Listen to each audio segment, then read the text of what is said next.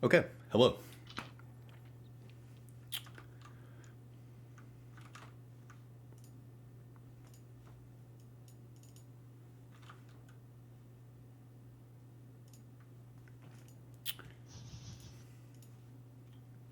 You find yourselves deep under the earth. You know that it is September 2nd, but it is difficult to track time underground. Toril spins whether you like it or not. Roll initiative.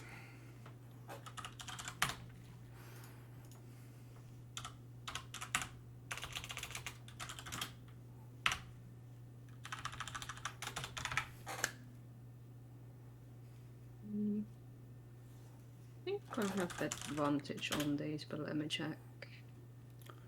Gasmir with advantage on initiative. Yeah, I think so. I'm not sure. I'm checking. I got 0. Then Taldred a bit slow on the draw with a 0. Ada with a 21. 26. Nothing gold with 15. Catching up with all of those, we have Brenner with a 10.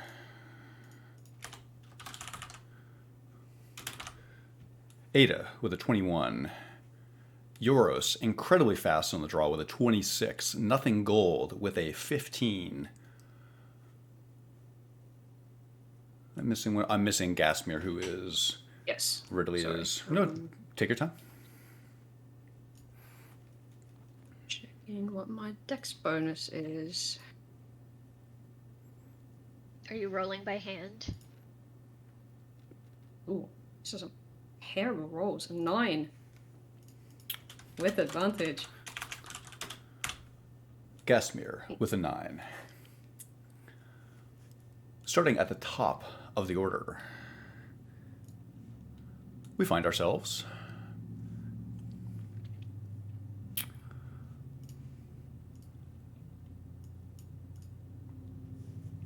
here on the first floor of Garden Reach with Taldra Talden, Euros, and 3 miners. Euros, it's your action.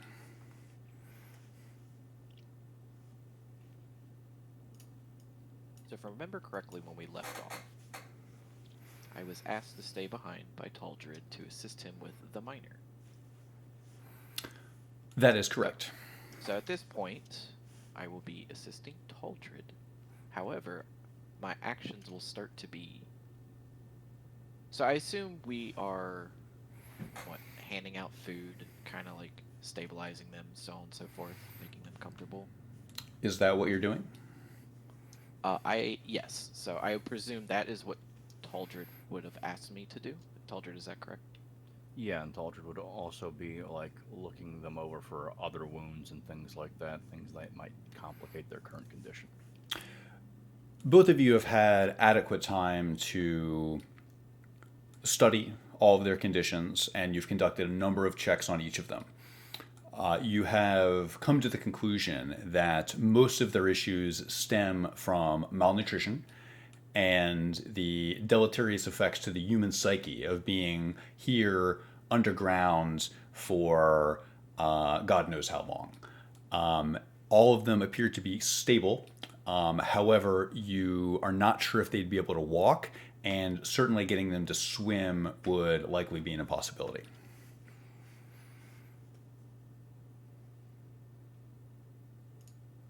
Yeah, just as a reminder, and this is also across the table, before the other group left, they did so with the intention of trying to figure out an alternate way through that underwater tunnel. So that's still an outstanding issue that they have no idea how to approach yet. Euros, do I infer that you are biding your time? You are... Yes, so I will be biding my time. However, the longer this goes on, his hands will start to shake with impatientness, as he has yet to hear or receive a signal from the team that has split up. So he's starting to get nervous. Taldred hands him a cigarette. Offers, let's say. I I do not smoke. I thank you though. And with this smell in the air, I don't know if I could enjoy it to begin with. Taldred, Mhm. do you feel any resentment when he does not take your cigarette? No. Euros, we still have the action with you. Anything else you'd like to wrap up? It has been some time since you received a message, but for this turn, it sounds like you're staying put. For this turn, I'll be staying put, and I will probably just be on standby for a signal, with my anxiousness rising. The moment I can get some kind of signal, he would more than likely get up and start going. Anxiety rises in your heart as you wait for something. It's really difficult to wait for something, to wait for someone to reach out to you. And that sense of anxiety wells within you. Downstairs, next in initiative, Ada Worthware. You find yourself at the mouth of a cave. Ada, do you have any questions about the cave or what you see in front of you? You see I can see both of these vile figures, yes? What's vile about a disembodied arm mining a vein? Do you judge this situation, Ada? How does it make you feel to see a disembodied arm mining a vein? It's holding a pick. It seems to be doing quite a good job. There's a figure facing away from you, supervising it. Well, I'm certainly on edge. One, from the report and like the reticence of the people that were chained to the minecart, and two, the butcher table with the blood all over it when we entered, and I've been creeping this whole way, so I imagine my anxiety is at an all-time high. I cast invisibility. You do so. Your anxiety it's at an all-time high. You feel something here is not quite right. You cast invisibility. You disappear into the cave. Your companions notice that there is now an Ada-shaped hole where you once stood. I will quietly try to flank this individual. I would like to move half speed to get advantage on stealth, if possible, which I already have, but Ada's going to do it anyway. You would have had advantage anyway, but go ahead. Roll stealth at advantage. Ada is taking care not to reveal herself.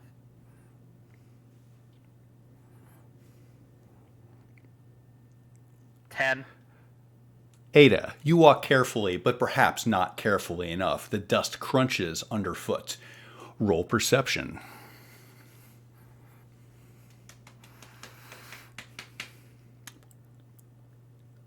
$19. Roll medicine.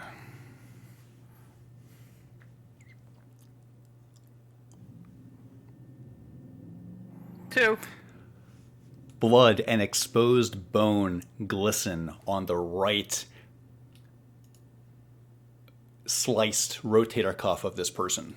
You notice nothing else. As far as you know, you're in stealth.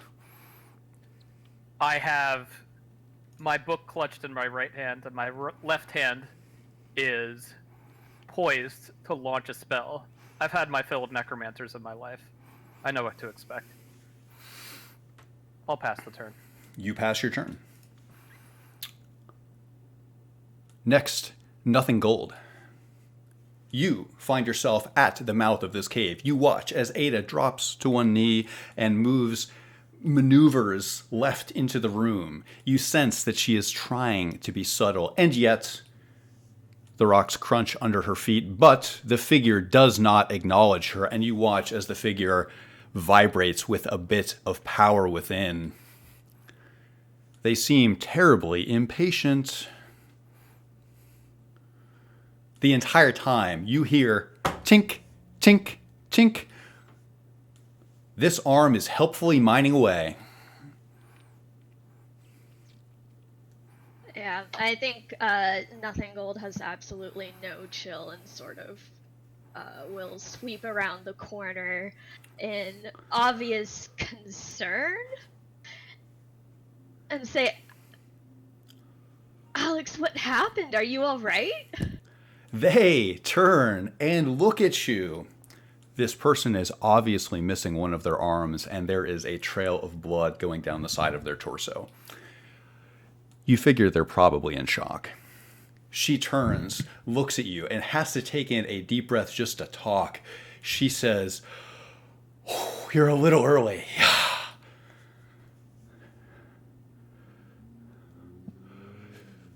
We have to get It's you out gonna of take here. a little bit longer.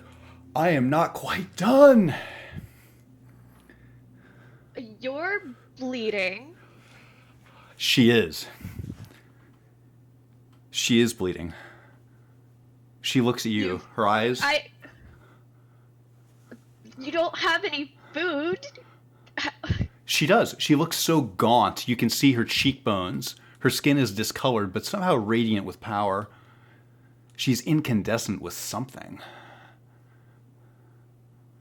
The entire time, her arm mines away. She tilts her head as if she's a bit confused by your inquiry, Nothing Gold. She's obviously in shock and takes in another deep breath.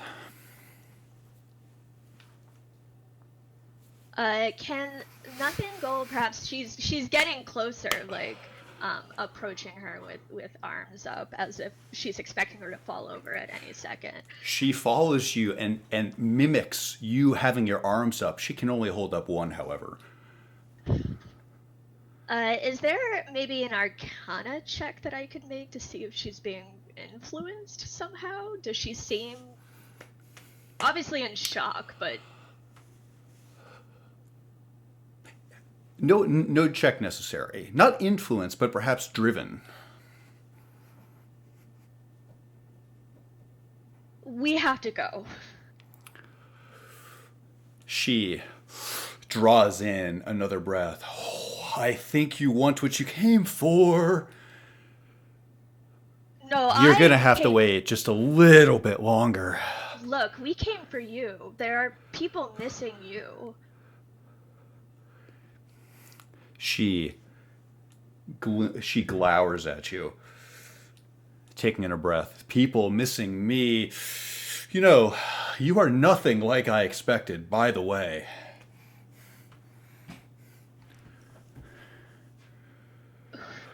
Who were you waiting for? And I thought you would have a warship. She's vibrating with energy. She can't wait to complete this task.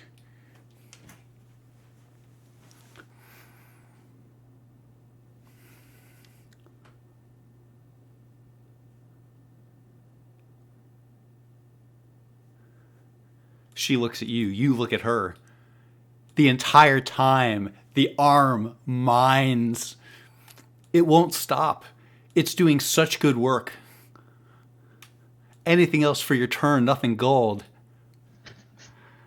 Just mutual shock You- at what is transpiring. You allow yourself to feel a bit of psychic shock. This person is in physical shock, but you hate what it is that you are forced to behold. Next up in initiative, I have Brenner. Brenner, you go ahead. I'm sorry. Very brusquely, after a Nothing Gold has entered the room, he would be in tow. Trying to position himself between her and Alec. What do you have to protect against? I don't know. Creepy on one-armed lady. Vibrating with magical power. Seems a little unfortunate. What makes you think she has one arm? I suppose she does technically have two, when it's just disjointed. Are you sure it's two? Is Brenner? He would look. There's a torn rotator cuff, right? There is. It's your turn. She is standing there waiting, still mimicking Nothing Gold, holding out her arm.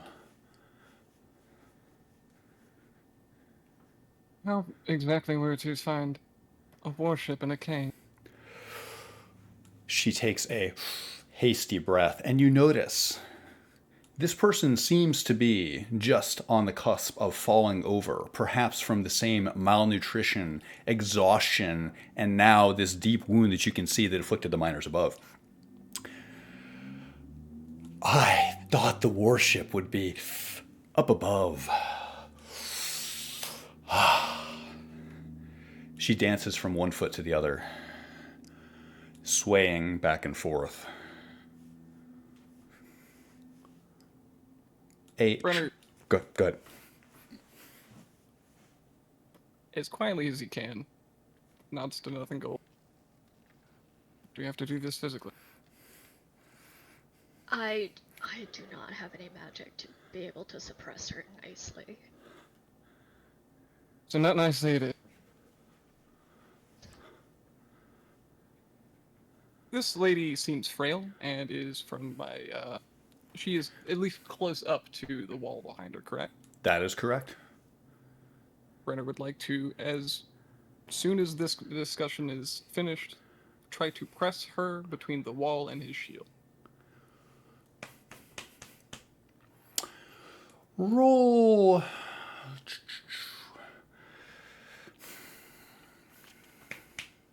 I'd like to do it like an initiative sub-roll for just us. Just you and Alex. I'd like to see who moves first here.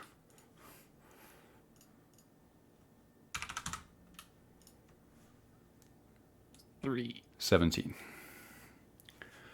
You move to restrain her. Is that correct? You move to get her closer to the wall.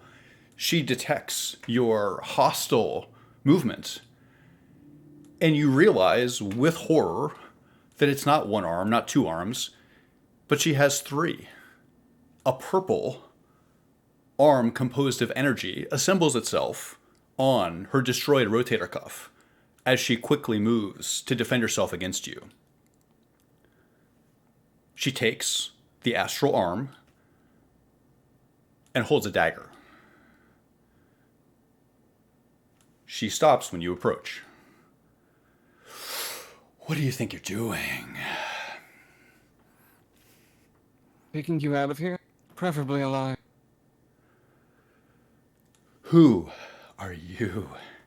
You are not like I expected. Captain Brenner Oswick. I thought you were supposed to be a commander. Previously. She tilts her head.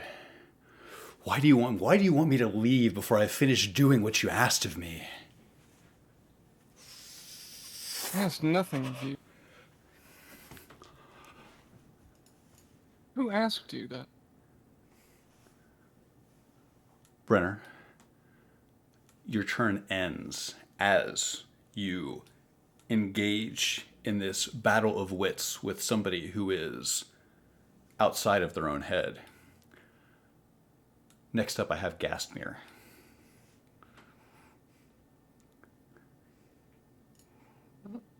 Gastmere is going to stroll into the room since everyone else has already done so. And she's going to behold this situation that's going on. You do so. You behold a situation. You watch as an arm is assembled from some type of magical energy and is used quickly to withdraw a dagger to fend off your companion, Brenner Oswick. You watch as all of this transpires, and the entire time the arm keeps mining. Alex buzzes with energy. This doesn't have to get ugly, but it will if you don't put that knife down. She holds the knife closer and looks at you. If you're not who I thought you were, why don't you just leave? No. I get the impression you're not who I expected. I don't think we have any business. Her demeanor has changed since she had to pull out her knife. We were was sent here to save you. But this could go another way. I don't need saving. You need saving. Highly doubt that. And Gasmere begins to take her fancy coat off and she lays it over her arm. And then she's going to wait. Are you preparing to delay your turn and take as a reaction? You prepare for something to occur, is that correct? Are you biding your time and waiting to see will something happen? You're potentially saving some action economy for the rest of this turn, or are you content to lay your coat over your forearm, look perfectly statuesque, and just be done with it? She looks perfectly statuesque, but she is going to... If violence breaks out, she will join it. Alex doesn't look terribly eager to begin a bout of violence, but she holds her knife close, waiting, potentially, to defend herself. Anything else for your turn, Gastmere? I believe that's it. Next, please. Finding ourselves back on Garden Reach level 1 with Taldred Talton. Actually, I'm sorry. I skipped someone very critical. Alex, please hold.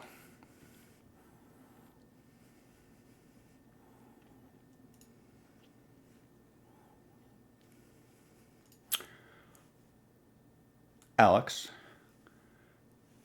takes something off of her left hand, a small silver ring, her real hand, and puts it on her astral hand. She looks between the two people in the front here. She looks covetous. Brenner, what's your charisma? 14. Nothing gold. What about yours? 12. Thank you. She looks between the two of you. She bides her time carefully, but you can tell that she is on edge after having been hectored and violence was suggested while she engages in her noble mining mission, and she ends her turn. Going back to Taldred Talton on the first floor of Garden Reach.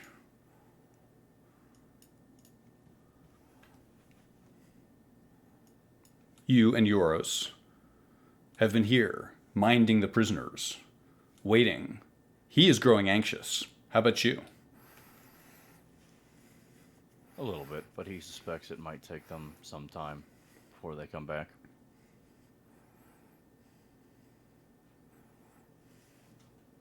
I can't help but notice there's like a fire pit there. There is. It is long abandoned, and it appears that there is nothing to burn in it. You infer quickly, and perhaps you discovered this by having conversations with the miners as you tend to their wounds, that they used a bit of scrap to build a small fire here before they ran out of wood in an effort to keep light going. I don't suppose there's any coal around. There are a few tiny blackened bits of charcoal in the fire, the remnants of their desperate attempt to maintain light.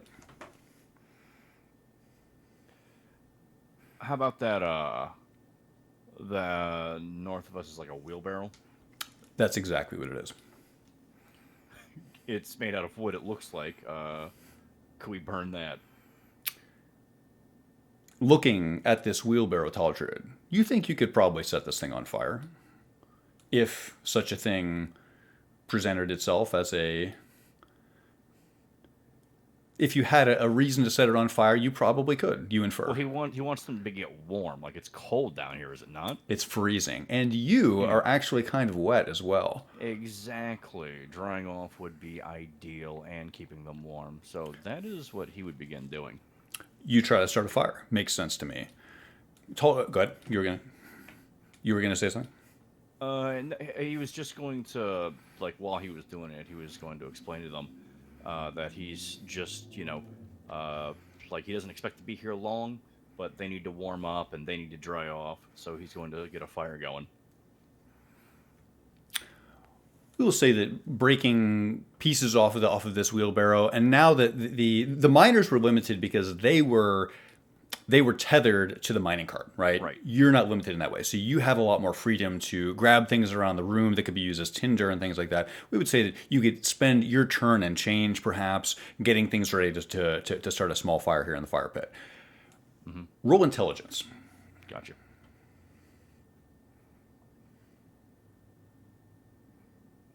Five. Noted. Anything else for your turn, Mr. Talton? Nope. At the top of the order, blending into your turn evenly, I have Yoros. How's that sense of impending doom going? Feeling dreadful? Yes, overwhelmingly dreadful.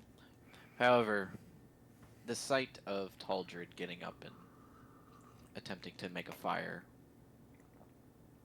calms him a little bit, and he goes to assist with him, as making a fire and getting warm might distract him from the fact that their friends, their comrades, are still gone. Do you feel a bit inspired by Taldred? I do. He is taking the initiative to get these miners warmed up, whereas I am just pacing back and forth, impatient with the fact that we're still here. Are you familiar across the table with Bardic Inspiration? Do you know how Bardic Inspiration works? It's been a while. You gain inspiration from Taldred, and we will apply it the same way that Bardic Inspiration would be. For a roll of your choice between now and your next long rest, add 1d6 to it. Not a damage roll, but a to hit roll or an ability check. Go ahead.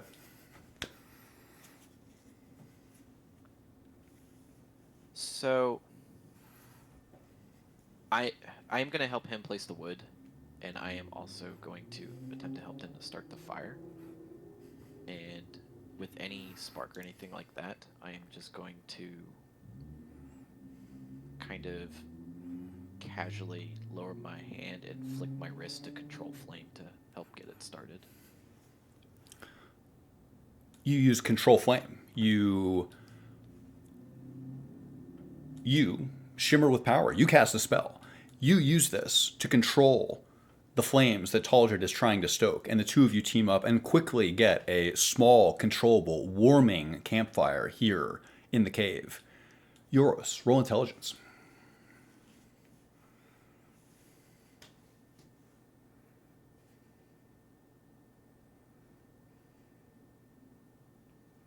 It's a solid 9. You feel a bit short of breath.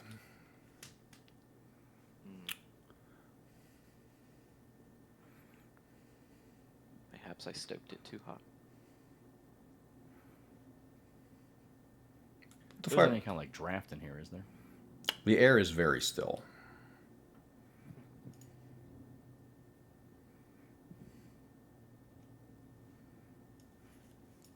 Anything else for your turn, Yoros? I will just control the fire and keep it at a reasonable temperature where it doesn't burn too hot. You 'Cause don't want to overheat them when they're freezing. You do your best to cause a gradual temperature increase here, trying to be mindful of what these miners have been through and the effects that you could have from dramatically increasing their temperature. Going back downstairs, we find Ada Worthware. You were trying to be subtle, but unfortunately, a bit of an argument and a attempted apprehension have certainly foiled your attempts at approaching this from a subtle perspective. It's your turn. I would like to take a little bit of a longer look at this lady. I've seen quite a few necromancers and cultists in my day. Is this one of them? By my estimation, not by reality's estimation. By Ada Worthware's subjective perception of this person, does she take them to be a cultist or somebody? I'm offering a roll and looking for advice on which direction I should go. How about Arcana?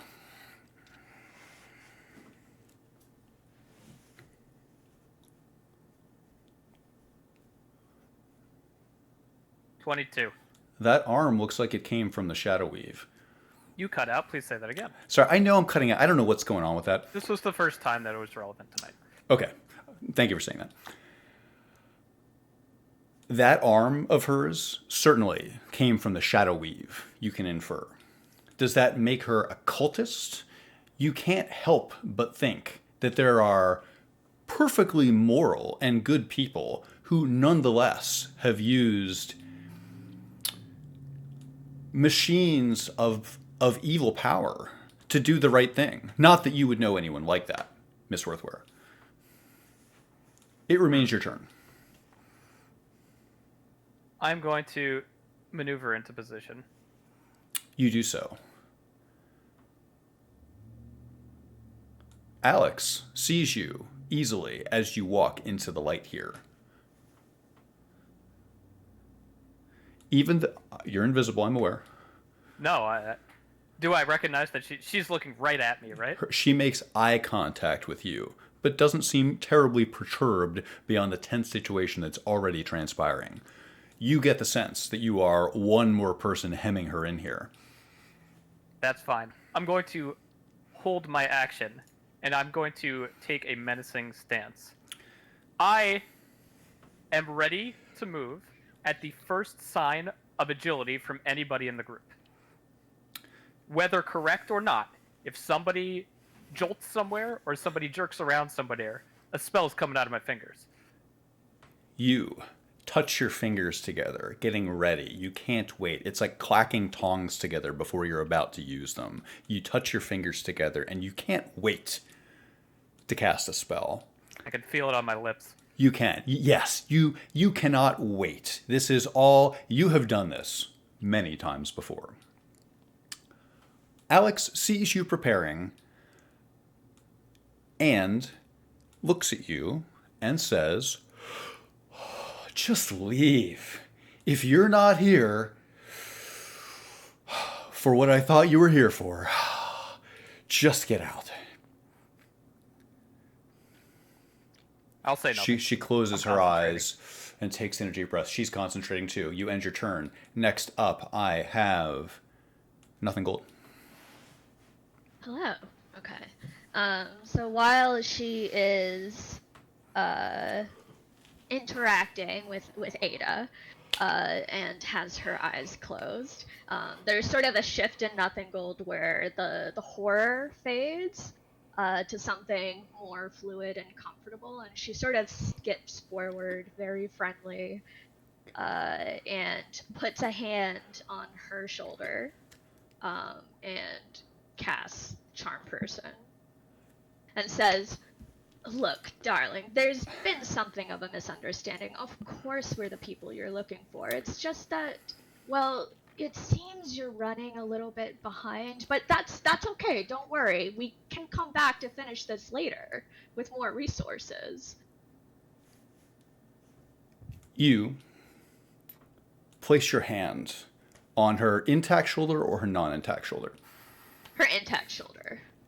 You place your hand on the back of her scapula.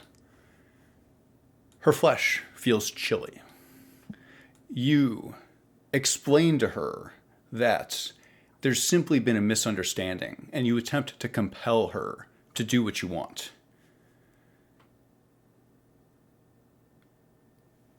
She resists. You attempt to take over her mind. This was your action. It remains your turn. You sense that as soon as your hand comes off of her, She's going to know exactly what you just did. Her eyes open. Anything else for that turn? No, that was her action, right? She can't follow that up with a subsequent. Well, that's your action. Damn it! Your action is casting Charm Person. She is unaffected by this. It is still your turn, and you have your bonus action and any movement. Your hand is currently on her back. You feel like your psychic intrusion has been detected as a hostile action. These next couple moments are probably critical. So you can tell me whether this is fair for a bonus action, because I'm not certain it is, but she was going to, as she draws her hand away, basically try to grab the ring off of her astral hand. Roll sleight of hand at disadvantage. Yeah, that's fair. It's pretty hard to take a ring off someone's hand. 23. 23 was the lowest. 25. Let me think about. I'm going to approach this like athletics, where we have to roll. Like or like the shove action, where I want to roll something against it. Yeah, because it's fairly obvious, right? Okay, one moment. Let me roll something.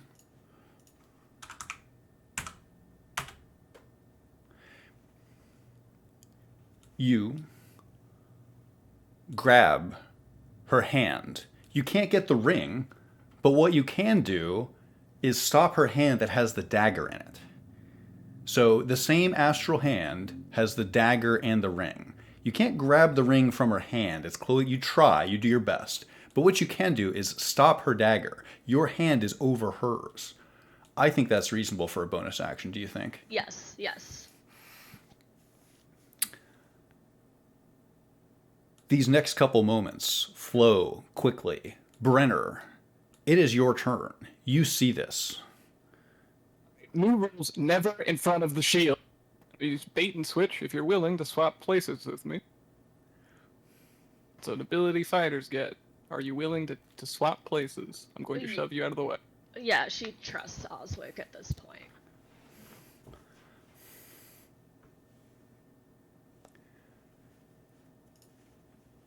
You make those moves together. Brenner Oswick, you toss Nothing Gold out of the way. You move her behind you. You now stand face to face with Alex. As a part of this, Nothing Gold, we are sort of undoing. So you had your hand over a dagger, but you are allowing Brenner to push you out of the way. Brenner, it's your turn. Oh, he's shoving her at this point. You also have 5 extra AC until the... Nice. Would you say this was a swift or jerky action? I would say this would... Yes, it sure sounds like it, yeah. So, Ada, you're taking your turn as a reaction. I think it's fair that Brenner finishes what he's doing, because it's going to take a moment for me to speak the words. Okay, yeah, there's a couple things loaded here, so go ahead. Sorry, it's until the start of my next turn. You have 5 additional AC. I'm going to take the shove action. Okay. And to push her up against a wall, like previous. I believe is a contested athletics or acrobatics check. Correct. Yes. So you, it's strength or dex, whichever you choose. Okay. What did you roll? 21. You successfully shove her. You are slamming her into the wall here. Is that correct? That is my intent. Yes. Okay. She is shoved into the wall. Roll me 1d4.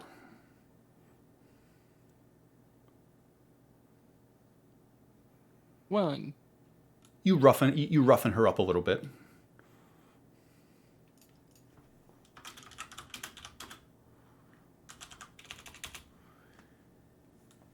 She is waiting to act. You shove her. Still your turn. Any bonus action? Are you yelling something? Do you explain your shove? Or do you just push her into the wall and you... At this point, he's standing guard in front of nothing gold. You are, He's not moving between.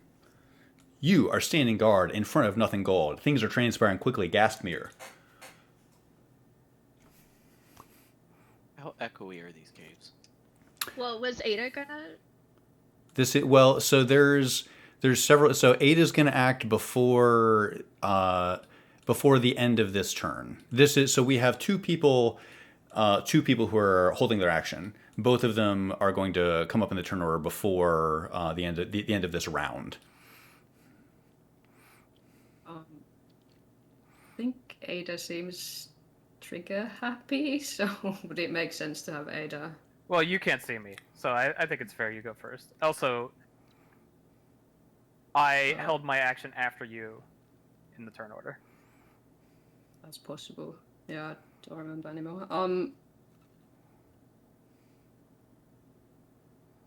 I think I'd like to use my action just to cast Beer tilts her head, looks at this, and then she moves very quickly forward, kind of lunging, but she stops short of actually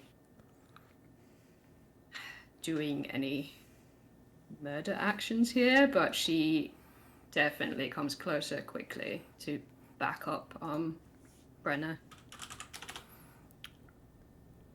Take your move.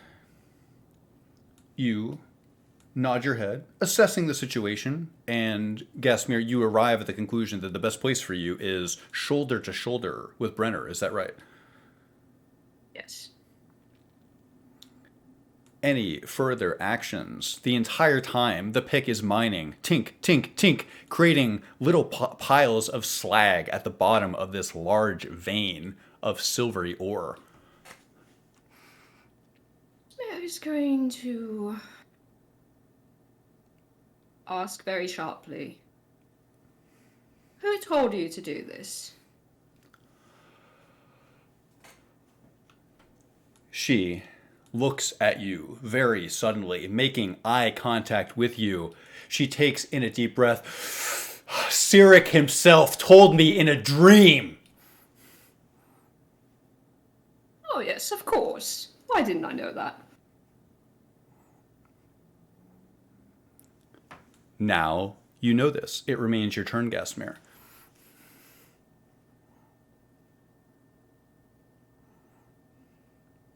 This is your last warning. Cease and desist. Or we will have to make you see some more dreams.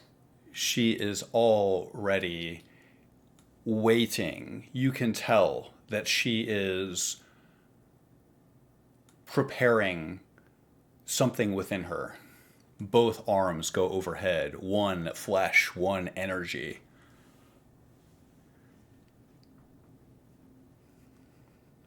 Sounds ominous.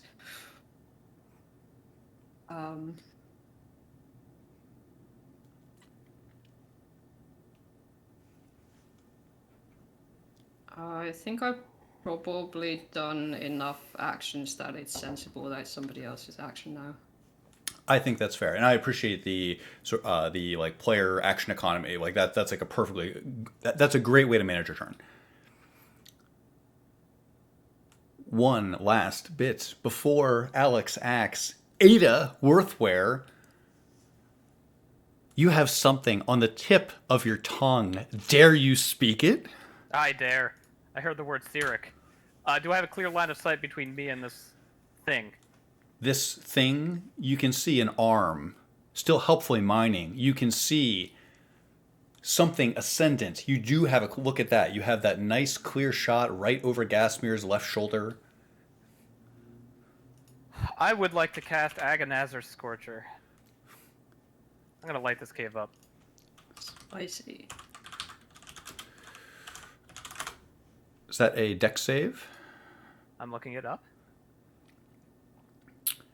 It is. It is a dex save. As long as I have a clear line of sight. If Brenner is in the way, in any way, I will instead cast Magic Missile. Brenner is not in the way. Yeah, we're doing it. What is your spell DC? I believe it's 16, 17. She fails. Okay. I will roll damage.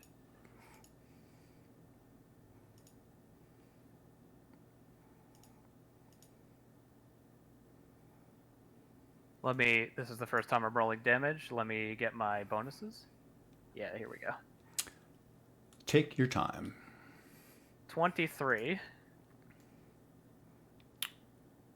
Is that your final number, 23 fire? That is. You sense that your attack was not entirely effective. Okay, good to know.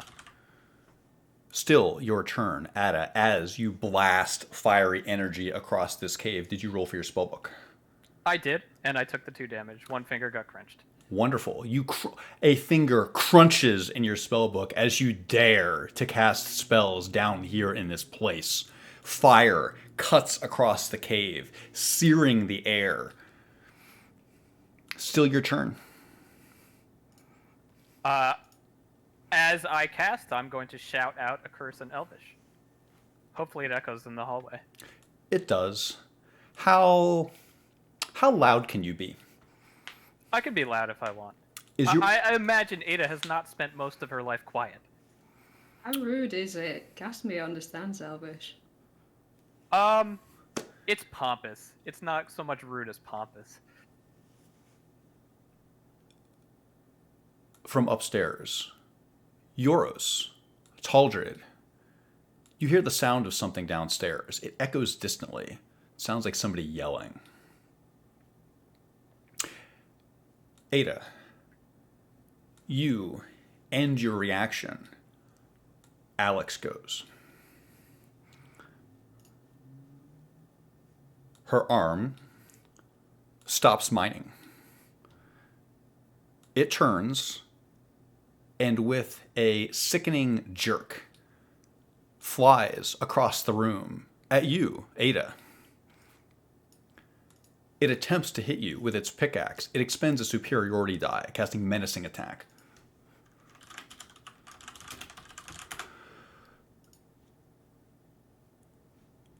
What is your AC? 15. 1-5. 15. It hits you. The pickaxe sinks into your shoulder. Make a wisdom saving throw.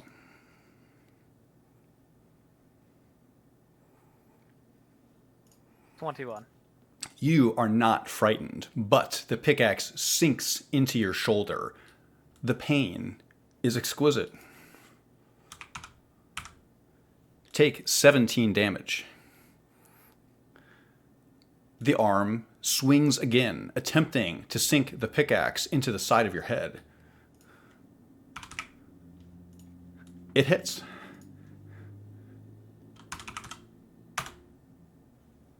Take 14 damage. Piercing if it matters. It does not. Alex, in her entirety, goes. Her gaze settles on... Give me one moment.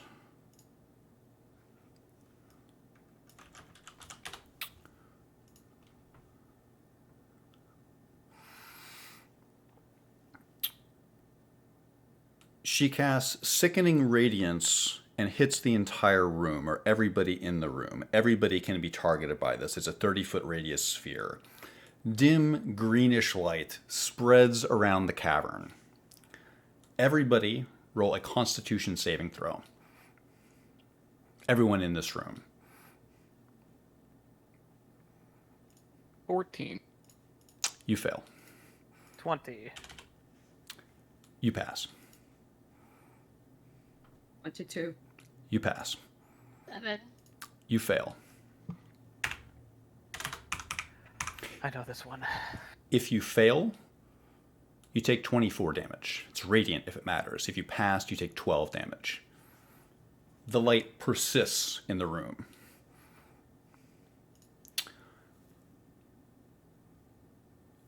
Alex looks between all of you and says, "Wait until you see the Black Dawn." She ends her turn. Taldred Talton. Back on the first floor. You say we heard yelling? Very distantly. You think you heard something. It sounded like someone shouting something like an insult in a bar fight. That's what I was afraid of. It sounded like a feminine voice, but it's hard to say.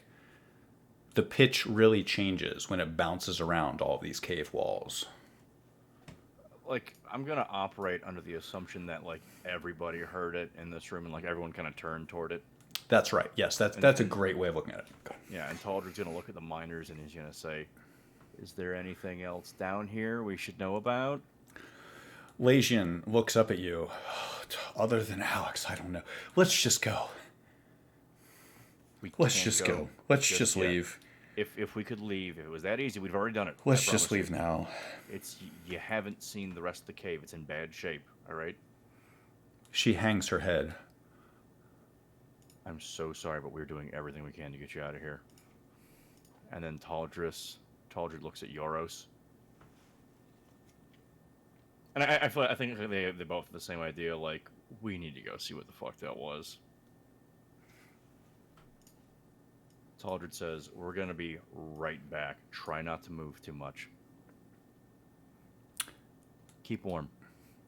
The fire crackles a bit. So, I suppose we'll take the dash action to move towards that. Both of you doubling your move to take the dash action. Is that correct? Do both of you agree to this? Yes, but what light does Euros have? What? What illumination light does he have? Anything to help him see through the darkness as we go sprinting through a cave? I mean, just dark vision like every other elf, but that's about it. Okay, so that's probably like, especially with a little bit of illumination, that's probably enough to make sure we don't trip over anything or anything. Yeah. Okay. Taldred would lead the way, though, since he has the light.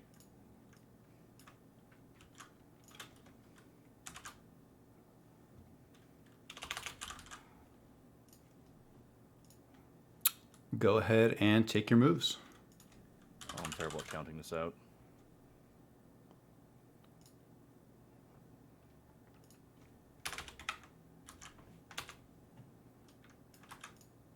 I want to measure something. Which one of these ruler settings do I use again? It's been so long since I used this. When you say set, so there's you mean like snap the corner versus snap the center? Just do snap the center, and you can also there's a setting for whether if you want people looking over your shoulder or not. There's a hide versus show. That's totally fine. If I looks over, like, you can help me not fuck this up. I think both of you, if you take your dash action, it would be reasonable to say you get to the mouth of the tunnel that leads down to the second floor. Awesome. Yeah, Let's do that. I just then. measured it, and we would. Okay. I haven't tested this, but somebody told me that if you grab the token and begin to drag it and press down Q, it gives you a measuring. Really? Let me try that. Really? Yes, and there's also a measuring stick on the bar on the top does. left. Yeah, that's the one that he was using. I've never seen that Q thing. I'll have to check that out. It works. It's pretty great. That's cool. Good to know. Thank you, Ridley. So are those the turns for both Taldred and Yoros? It sounds like you guys run through the cave, leaving the miners behind, heading down toward the second floor. Is that right? Yes. Go ahead. You were gonna say? I was gonna say Yoros was already on edge, so the moment he heard anything, he was probably already getting up and starting to move. You and Taldred confidently, you were waiting for this. You had a feeling something like this was coming. So you have no problem easily putting your head down, going the right way. You don't slip in the muck. You are driven and ready to go where you need to go. We will check in with you as you go down the tunnel at the beginning of the next round. Going into the top of the order here, your quest log's been updated. Ada, it's your turn. Can you... So... Well, can you flip maps? Oh, sure. Sorry, I thought I did. No, no problem.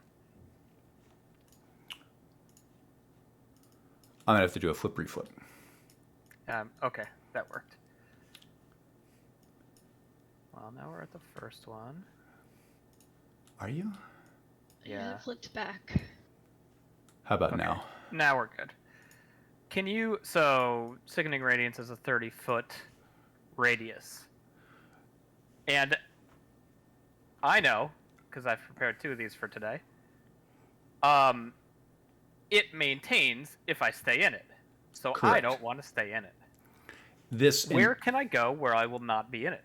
This entire room is going to, we have abstracted this entire room is going to be engulfed by the sickening radiance. You could leave the room, you could run. It's going to be really hard to be anywhere in this little exposed ore cave and not be affected by the sickening radiance. You also realize, as you think about making a break for it, this arm with a giant pickaxe is attempting to beat you to death.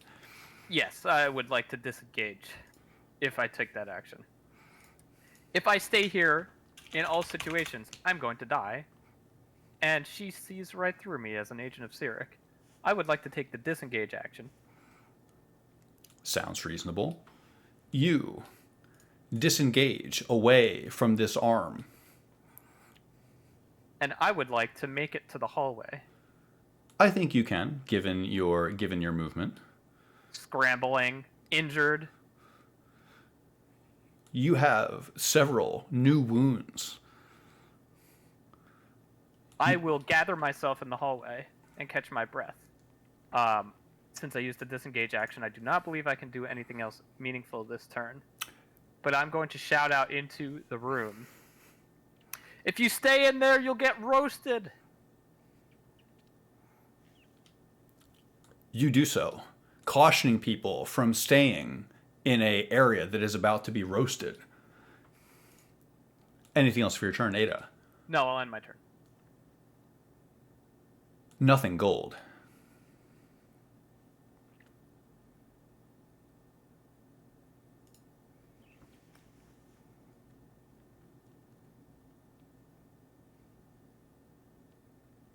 Would it be possible to hold my action to go after Brenner?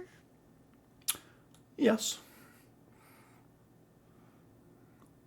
And next up is Brenner, so let's do things in that order. So, Brenner, go ahead. As Brenner closes the distance, completely disregarding Ada's warnings, he'll cough out. Really preferred acolytes of Cyric when they just had a network of spot. And I'm gonna stab her. Draw steel as we're moving.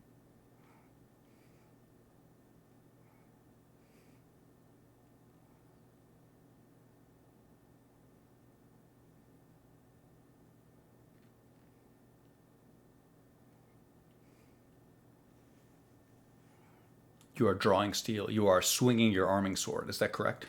Correct, yes. Trying to stab behind the shield, his process of combat. The first attack is 16 and the second is 15 for 2 attacks on fire.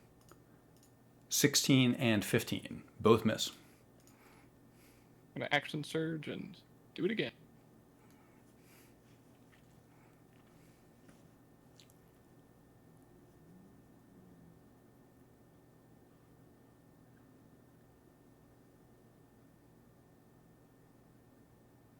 Be a 19 and a 23. Both hit.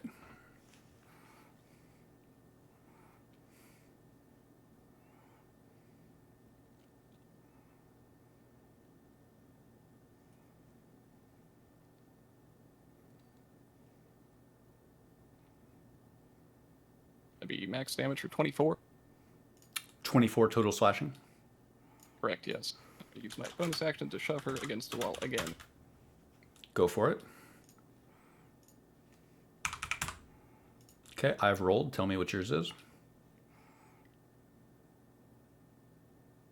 11. You shove her successfully.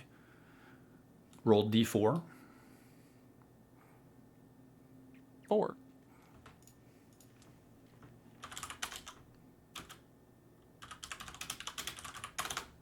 You slam her against the wall. As you do so, for the second time, you realize how slight her form is. She has really been reduced to almost nothing. Skin, bones, her skin glows an odd color. Anything else for your turn? I believe that's all I can do. Nothing gold with a delayed turn. You watch. You hesitate for just a moment to give Brenner a little bit of combat initiative. He does so, slashing, and finally slamming Alex into the wall.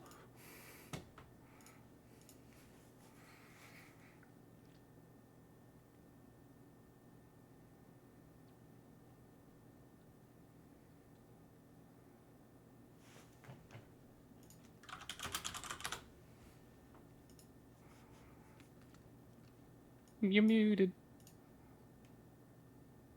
Thank you. Yes, I'm- I was waiting. I was like wondering what's going on. Okay, go ahead. So I was saying that she's gonna heed Ada's warning and book it out of this cursed room. And as she's running, she's going to touch the choker that's around her neck, that's sort of made of wooden twine, and it will uncurl into the like sort of wireframe form of a little rabbit. That she blows a kiss towards, and it sort of ignites into this eldritch cannon.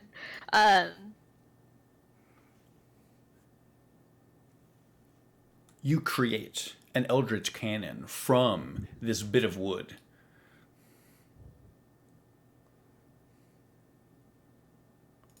So it is the protector. So as her bonus action,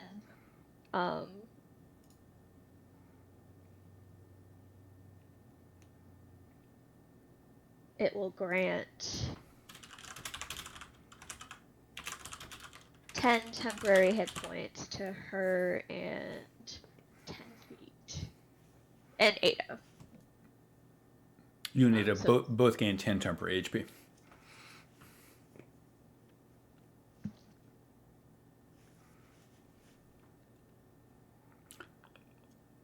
Anything else for your turn? Nothing gold. That'll be it. You end your turn. Gastmere.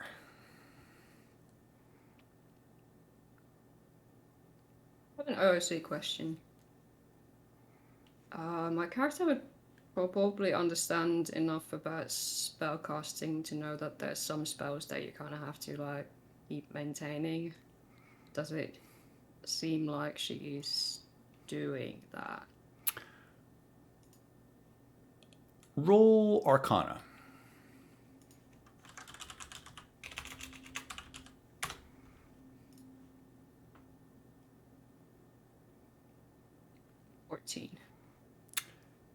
You attempt to ascertain whether or not this person has to hold on to this spell. You infer that A, yes, they must hold on to it, and B, they've been able to do so successfully so far. You know that they're holding this inside of their head. You can watch as her eyes narrow as she's slammed into the wall, and you realize what she's doing is holding her spell.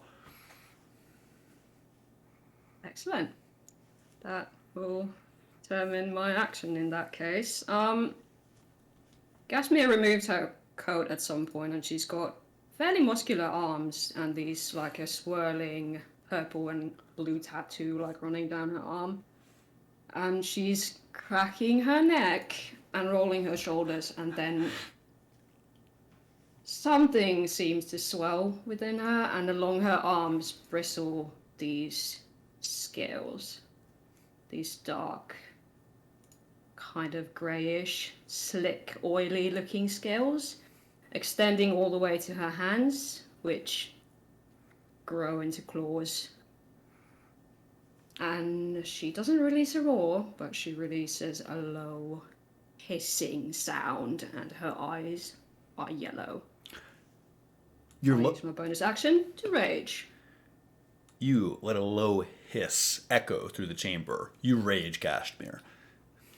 And I get 20 feet of free movement with my rage, and I am currently sporting my ability that allows me to basically, it's like a spider climb. I can walk on walls and ceilings and stuff like that without making any checks. So she's going to leap forward that 20 feet so that she's upside down on the wall, like above Alex, looming with her claws.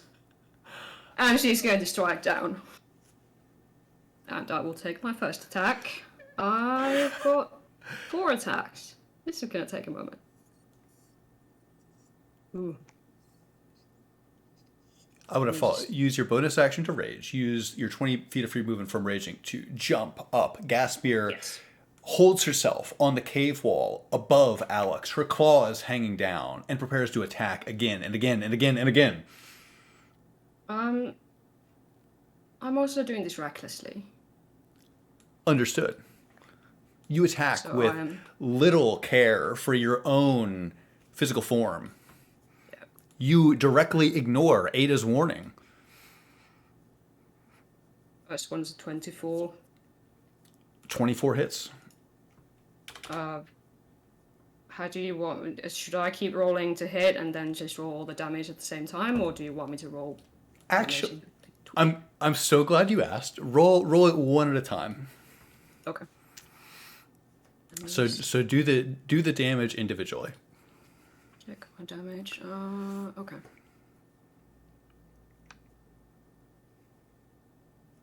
Oh gosh. 9 points of slashing damage, I believe. And my claws count as magic weapons. Good to know. If that makes a difference. It does. Okay. So that's 1 claw attack, and when I make 1 claw attack, I get another claw attack as of action. So she's like slashing rapidly with 2 claws down. And this is reckless as well. Since I started reckless, I cannot stop. 21. 21 hits.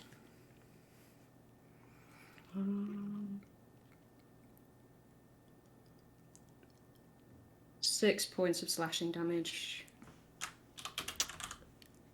You cut another ribbon out of her flesh. And Gasmir, you notice something. The wounds seem to be getting the better of Alex. She's bloodied.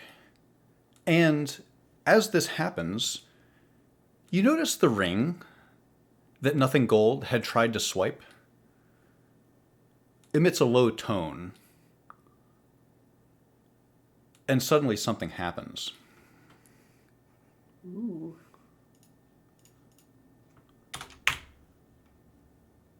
Time stops for 4 turns. She maintained the spell as well. I haven't rolled the concentration yet. Time stops immediately, or Time stops the end of my immediately. turn? Time stops immediately. You bloody her. As a reaction, time stops. Everyone gets a really good look at the snarl on Gasmir's face. You do. Your sensory apparatus is still functioning as you realize something is not right here. She does fail her concentration. There is a sudden... She gets the wind knocked out of her by the second attack, and the green glow in the cave fades. On the other hand, she slowly gathers herself, takes in a deep breath. She's very hurt. However, she spies something.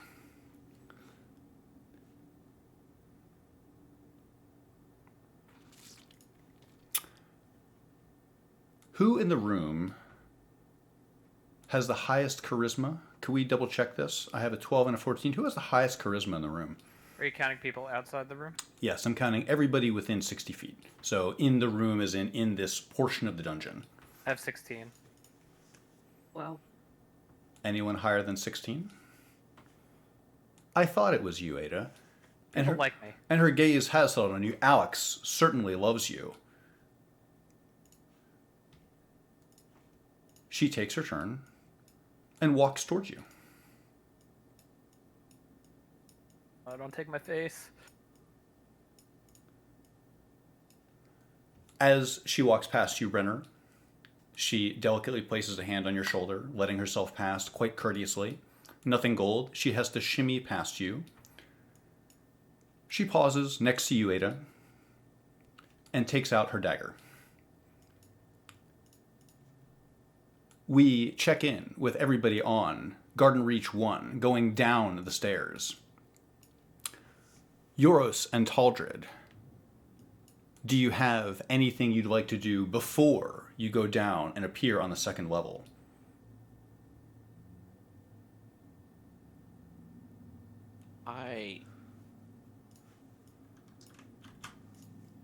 So, I want to prep a action, but I don't know if I can do it until I see the other map again. Let's do that then. Let's transport you to the second map.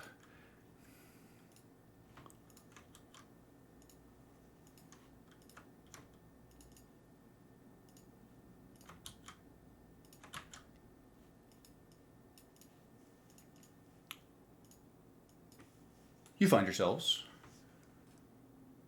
here, deeper in the caves. Neither of you have ever been here before. You can see something strange here in the chamber. There is a hasty surgery site set up on a wooden door here. As you arrive, you sense that something strange is happening just near you. Time seems to be moving slowly. Going back into the other room, at the top of the initiative order, I have Ada Worthware. You are time stopped. Next up, I have Nothing Gold. You're time stopped. Brenner, you're time stopped. Everyone is time stopped for 4 turns, other than Alex. She has her dagger out, and she looks you up and down. Ada. She takes her dagger. Go ahead. So did it take her a whole turn to move into this room? It did. Okay. It took Even you. at- It took even at you. double time? Yes, it took you 1 turn to navigate and go from the first level to the second level. And now that you're here, it seems like something is transpiring. You sense that something odd is happening here on this plane. Any further comments or questions? Ada Worthware. Alex takes her dagger and stabs it into your tear duct. She cuts into your face, cutting the blade into your eye. When it goes underneath your eye, you, while you are unable to perceive time around you, suddenly realize that the left hemisphere of your vision is all black. You feel no pain. Nothing has had time to happen yet. She takes the blade and pops it. Your left eye is extricated from your face. There's no pain yet. Checking in with Euros and Taldred. You sense that time is moving slowly, somewhere very close to you. Something odd is happening here. It's both of your turn as you run through these caves. So, question across the table. Based on this map, it looks like this hallway goes down a level. It does. Correct? This slopes downward as you navigate the second level of Garden Reach. Go ahead, you first. So, since it slopes down, in theory, is it tall walls or is it kind of open and we can see down the path where they are? It's tall walls. So you're looking at an abstraction of this is a tunnel. Imagine like a circular mining tunnel that kind of goes deep into the earth. And as you go lower, the tunnels get narrower and narrower. So you can't. That's a great question. Like you can't like see over here or anything like that because there is no over. It's just like 2 independent tunnels. Does that make sense? It does.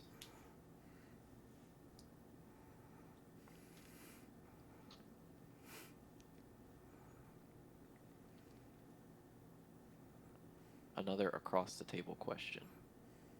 Even though they are time stopped, do they still technically get a turn and they can perceive things? They do. They are getting 4 turns. These turns just simply do not matter. Would you? So, in theory, if I sent message, could they respond? You can send a message. You're not sure if they'll be able to respond. Why don't you send your message? Okay. So I'm going to move here. And I am just going to I'm going to point, and I'm going to send a message to I guess this just north, and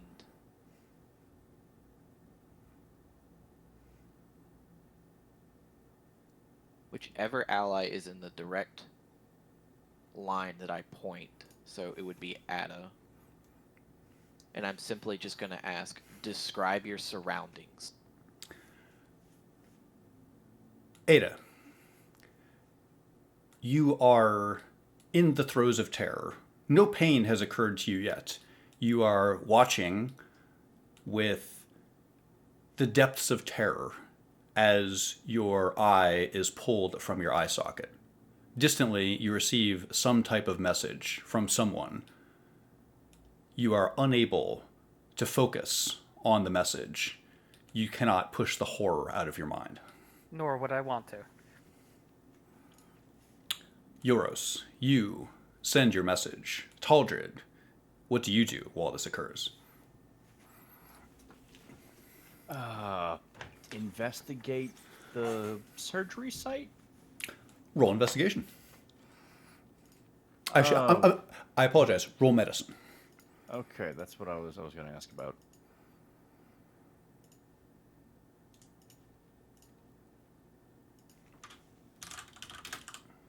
$15. You are able to determine the following things. 1. The scalpel that was used to do this surgery was not very sharp and not very clean. You can still see it here. 2. The blood on the tray, it's still wet. As you study the scene, you see a number of things. There is connective tissue placed in a small, careful pile. Whatever was performed here was particularly gruesome. This was quick medicine, and this was far from a sterile site. With horror, you realize this must have been self-amputation.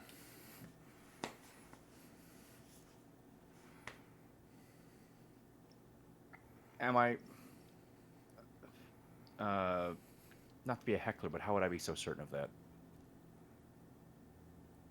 You heckle yourself. You wonder how it is you're able to discern these things by looking at it. And perhaps you're not. Perhaps your senses of inference have led you down a road that is incorrect. But nonetheless, these are the conclusions you draw, correct or not. It's a gut feeling. Okay, fair enough. And so it looks like an amputation happened. There's like tendons around. Exactly.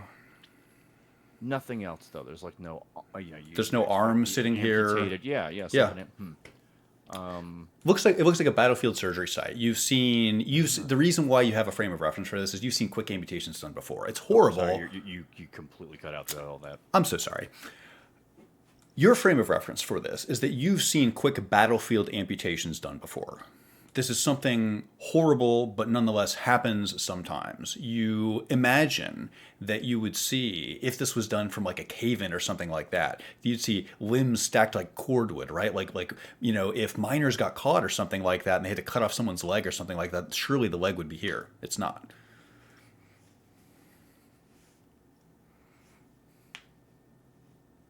Taldred shorthands this to Euros. He says somebody performed some kind of surgery here very recently. I hope it was no one from our party. We should hurry up. We should. I'm not getting a response. Oh. That would definitely want to make Taldred hurry then. Can you, out just out of impulsiveness, I will ask if there's any way you can see where they are. Nope, I don't think that's something Theldred could do. No, I don't see anything. I don't know how much further along they are. I could get us there if I just knew. It looks like the only way's down. We cut back to the party that is mildly deeper within. Ada, time is still stopped. Alex is holding your eye in her hand and casts Contact Other Plane. She places the eye on your forehead, like it's a third eye, and studies you for a moment. Going back to our party that is slightly less deep within the cave, you're not sure what's happening to your compatriots.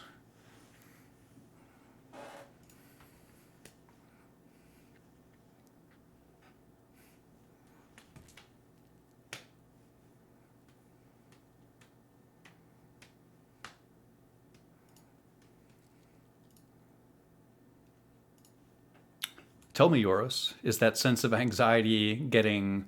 Oh yeah, it's high. I'm not doing great.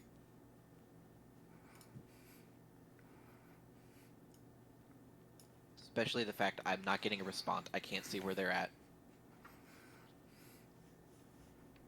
You heard... He's had a situation like this happen before, and he does not want it to happen again.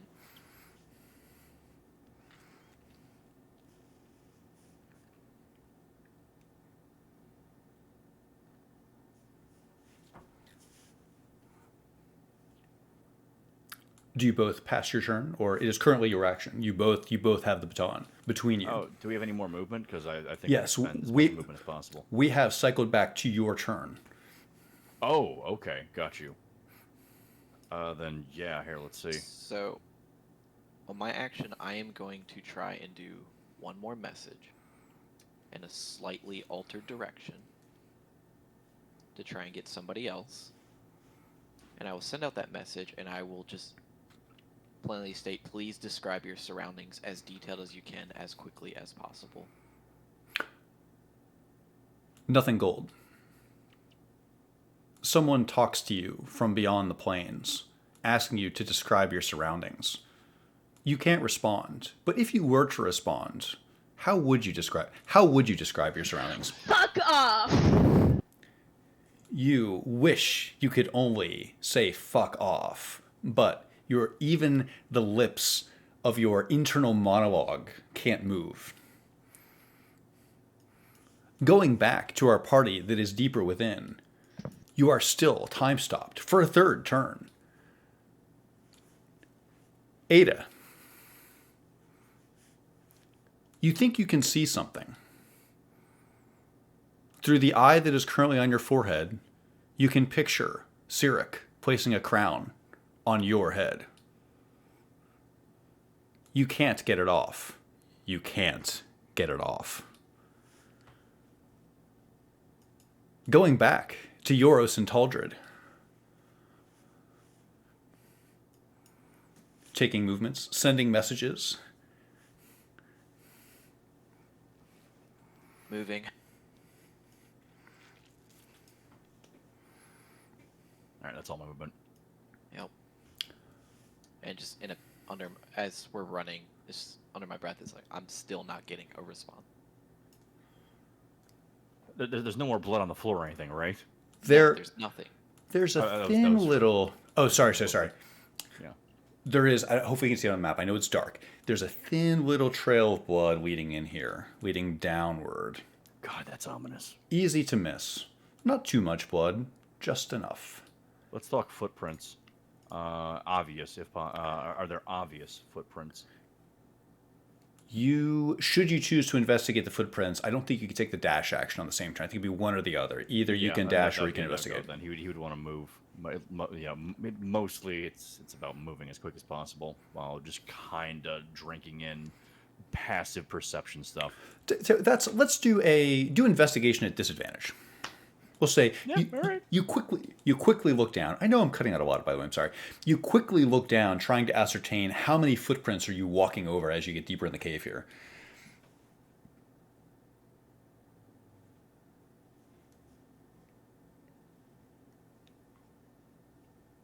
That would be a 5.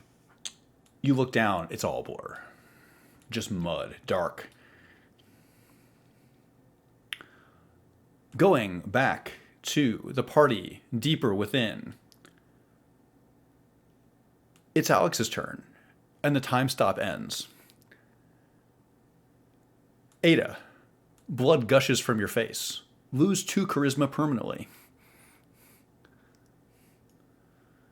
Make a Constitution saving throw.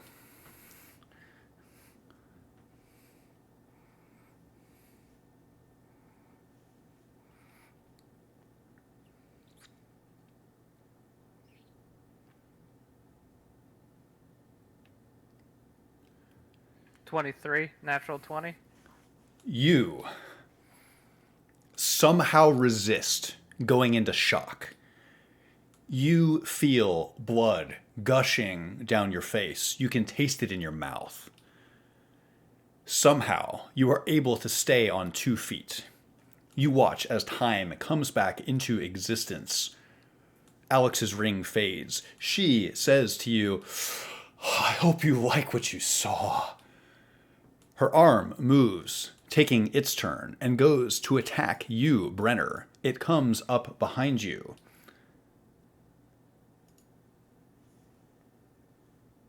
We expend a superiority die to make a menacing attack. What is your AC? 22.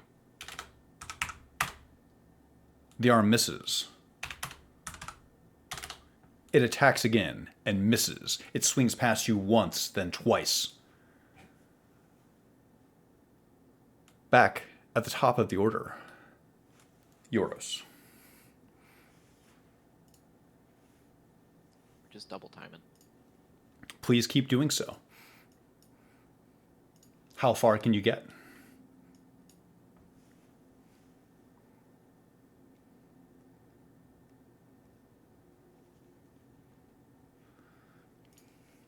There's no way to... Yeah, it's just walls, you said, correct? Correct.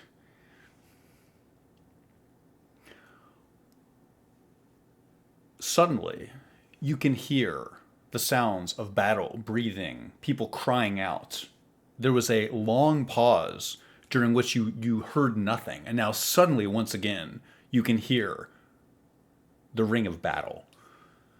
As you go farther and farther down this hallway, you can see a crack of sunlight at the end of this hall. It illuminates a little pool of water. It seems almost idyllic. At the opposite end of anything idyllic, Ada Worthware, it's your turn. I would like to fall backwards against the cavern wall, shrieking and clawing at my head to try and get the crown off of it. You shriek and claw at your head. Your severed eye falls to the ground. There is no crown on your head, but you can't shake the feeling that there is. I will fall to my knees and try and pick up the eye, clumsily. You do so. The horror is almost too much. This is not something that you would ever want to pick up off the floor of a cave. You spend your turn feeling around the dusty floor. Nothing gold. You watch as this transpires. Alex is watching Ada with a hint of pity. I think almost as if it's a belated reaction, she will immediately reach out to snatch at Alex's non-astral hand, the one that could actually be grabbed, and cast Produce Flame.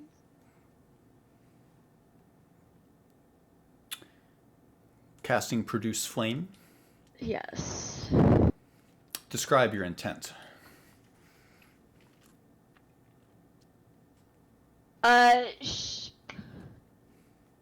It's just sort of instinct, really. It's almost like, she was standing there having to watch her injure Ada. And it's just fury that sort of boils out, gets channeled into her arm.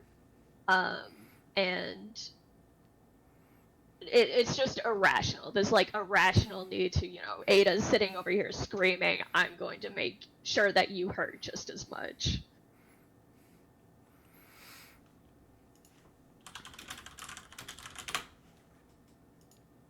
So that's 14 damage, and then I think the Eldritch Cannon, for what it's worth, also goes off on the bonus action.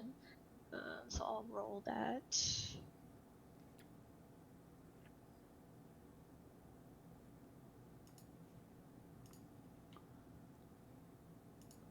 So 11 temp HP to both Ada and nothing gold. And it does feel warm, but it's probably not a cold comfort at this point. Maybe I got the wrong spell. So you said Control Flames is the cantrip that lets you shape a fire or something. Produce flames. Got it. Okay. And you said 13 fire. Is that right? Let me double check. 14. 14. Damage. You have a sense that this spell was not entirely effective.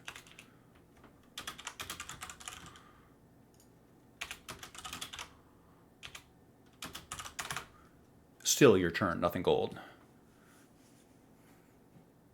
No action, but feel free to comment or call something out or struggle with how this makes you feel.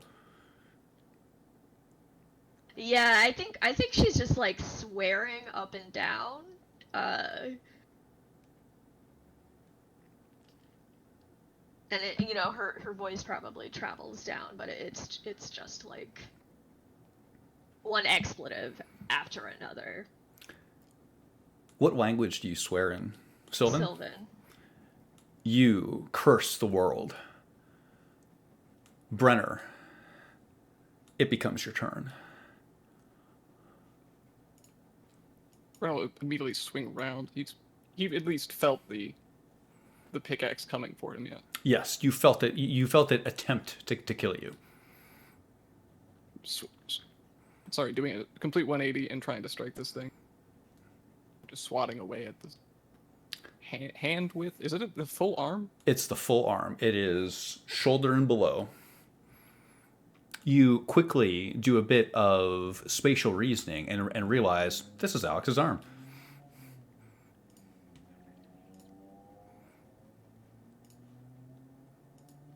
$23 into 10. The 23 hits, the 10 does not.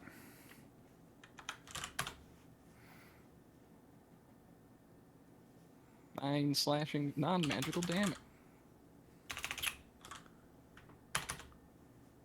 You To attempt to shove it away, bat it away with the shield for a 27 athletic. Which direction would you like to push it? Directly away from me.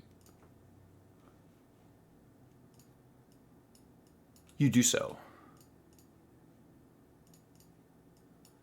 Pushing Alex's arm away from you. Anything else with your Yes. turn? As soon as this is disengaged from him, Brenner will bark out, Gasmir, handle it. Ada, I'm on the way. And I'm going to use the bonus action of rally. I assume that Ada can hear him at this point. I can't hear shit. Can listen but can't hear. Up to you if you want to take these temp HP or not. Do I have to be cognizant? Because if I have to be, then I'm not taking it. That's fair. He'll still spend the die. Yeah. So I'll just not roll it, but say I burnt. End my Gastmere, turn in trying to close the gap between the two. you rush over, getting ready to assist Ada in any way that you can. And you forgive me for ending your turn early. I thought you were done. No, it is. Gastmere. My rage did expire during the time stops, yes. A total of 4 turns expired during the time. A total of 4 turns. Yes, so you did not take any hostile action, so yes, your rage fell off. Oh, there's one way to fix that. With more rage. She, kind of perched on the wall here. She shakes herself off a bit like a dog. And then she turns into a lizard. Partially. So she's regrowing those scales and regrowing those claws. And then she leaps off the wall towards this arm that's apparently going around mangling people. It's going to get mangled in turn.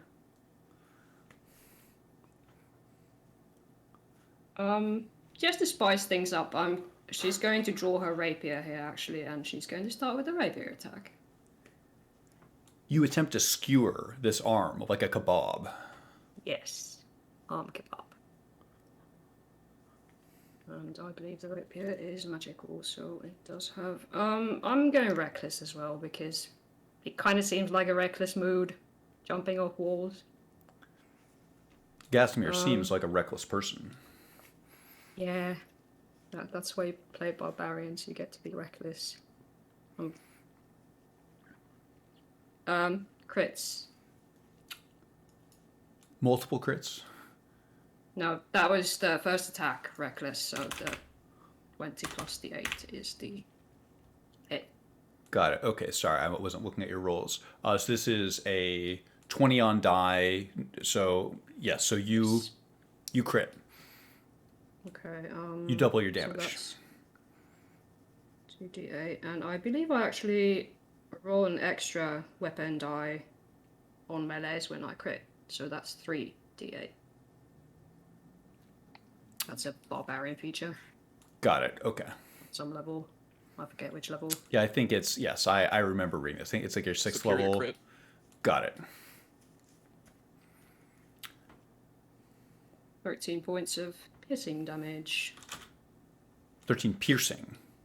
Got Yes. it. You pierce right through it. You feel like you can stab right through the flesh of this thing, and you do so. It remains your turn.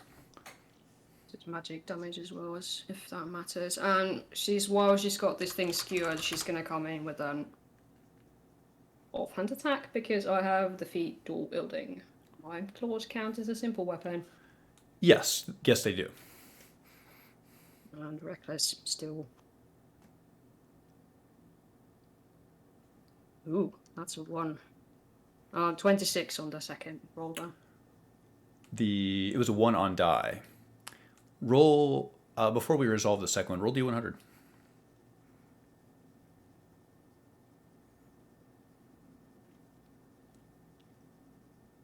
Forty-three. You slash a bit too far. You sense that if someone else was staying too close, you would have skewered their abdomen, but there's no one standing there. Go ahead and roll the damage. For them. So 1d6. 8 points of slashing damage. This one's slashing. Got it. Yeah. And I have a second attack, which is going to be... She swiped with a claw, and then she just comes back around for another one. And a final one. Recklessly. There's so much rolling. Why did I make it barbarian? You cut again and again at the flesh of this disembodied arm. It's...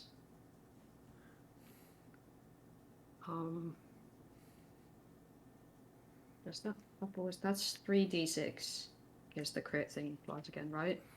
Yes. So if your base claw your base claw is 1d6, you crit, Yes. you add your additional die 3d6. I'm with you. And the barbarian thing as well. Okay.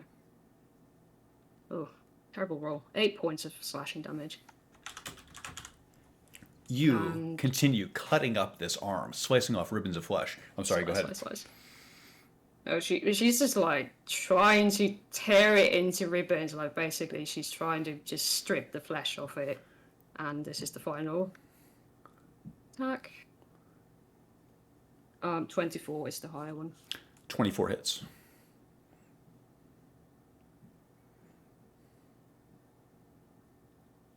4 points of slashing damage. You are succeeding in ripping this thing to ribbons. You cut piece after piece of flesh, muscle, and tendon off the arm, the elbow, and the forearm of this disembodied arm. You sense that you are rapidly disassembling it. Next up, I have Alex. Alex stands looking at you, Ada. She holds her arms aloft.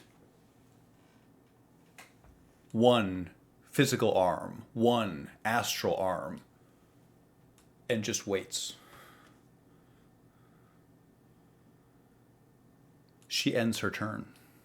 Her arm attacks you, Gastmir. And that is with advantage because I was reckless. What's your AC? 16, I think. Hang on. 17, sorry, I'm dual wielding.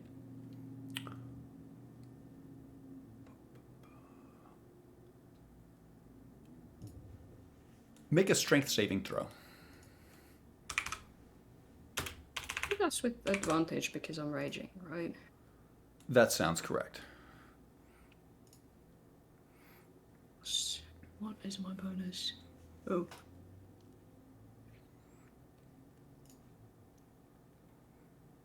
First one's a 10 and second one's a 21. You pass. The arm swings its pickaxe. It catches you in the sternum and tries to push you back. It tries to slam you against the wall, but you hold your ground. It hisses and just pushes forward. Take The a muscles are kind of like crippling. You steel yourself and ripple your musculature against this thing. Take 11 piercing. It swings again. And misses. It goes right past your stomach. It tries to pierce you to the ground and fails. Alex and her arm end her turn. End their turn. Taldred, we revisit you at the end of the hall here.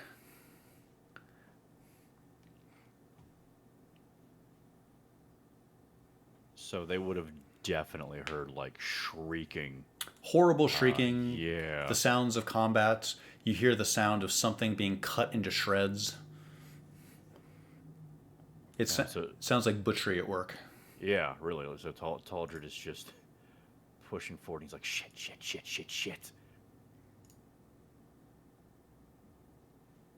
Still dashing.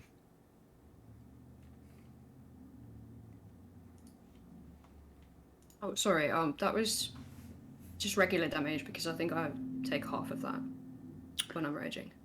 It was... yes, it was non-magical piercing damage. Okay. Taldred is dashing. We go back to the top of the order with Euros. Also dashing. Keeping a bit of a good pace on Taldred here. You guys are sticking together quite well.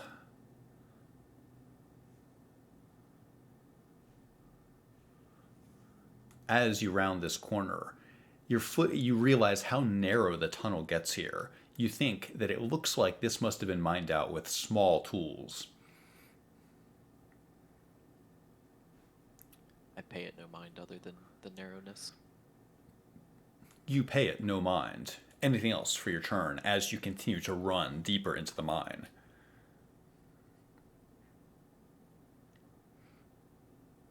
We should decide which one of us is going to be at the front here. Let me go first. I can get there quicker. You got it.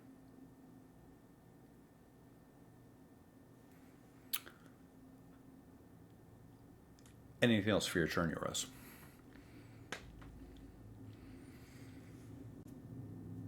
There's nothing else I can do except for keep running.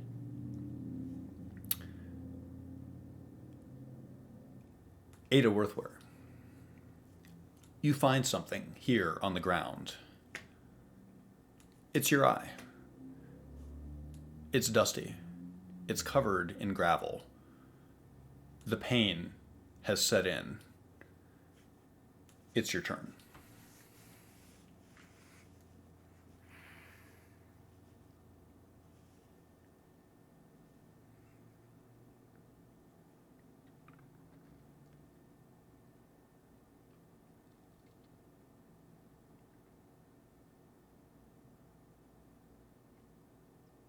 I think I'll spend another turn shrieking incoherently on the ground. This gurgling, abyssal sound emanating from my mouth as I paw at the viscera of my face on the ground and try and cradle it in shaking hands as blood pours out of my face. Bright red, crimson blood cascades into your hands. You worry that you have been maimed forever. Nothing gold. Alright, so first I'll roll the bonus action of the Eldritch Cannon going off. The bonus HP, okay. Yeah.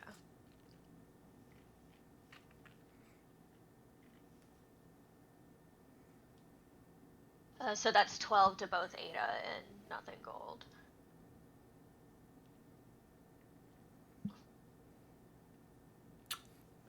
You are protected somewhat, as much as you can be, by this eldritch rabbit.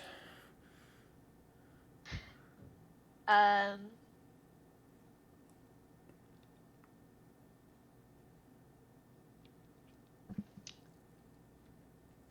then I think she will then cast Thunder Wave towards Alex as she's standing there with her arms God. up. No, I don't think it's a cone, so I think... So much for my eyeball! Like you don't trust her aim. Yeah, I can aim, it's fine. She Alright, can aim, I it's mean, fine. It's affirmative. Go ahead. Alright. You cast Thunderwave. You are targeting it from you directly south. Is that right? And you can angle this in such a way to not hit Ada. Yes, that would be the intention.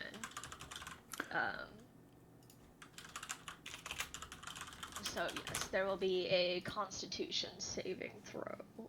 What spell level are you casting this as? Level 3. Okay. Second level. Sorry, second level. Okay. I'm sorry. What's your spell DC? DC 16 Constitution. She fails. So that's 19 damage, and then she's pushed back 10 feet.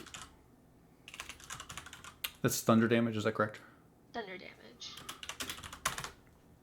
And are you pushing her? When you say push back, this is south into the wall. Is that right? Into the wall, and then there will also be a loud boom. There is a sudden boom that shakes the cavern. Roll D4 bludgeoning. A fine mist of gravel and rocks sprays across the room. Down the hallway, Yoros and Taldred, you hear the sounds of a sonic boom. That was 3. You toss the miner, Alex Denal, against the rocks. Her arm drops, but she grins. She's holding on to something inside of her. Anything else for your turn? Nothing gold. She'll take a step forward to continue to sort of be between her and Ada as best as she can. And that'll be it. Brenner Oswick.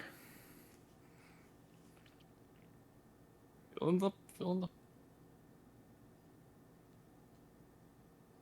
I assume by I can see Ada like cradling an eye and with the brutal situation that is going on there, correct?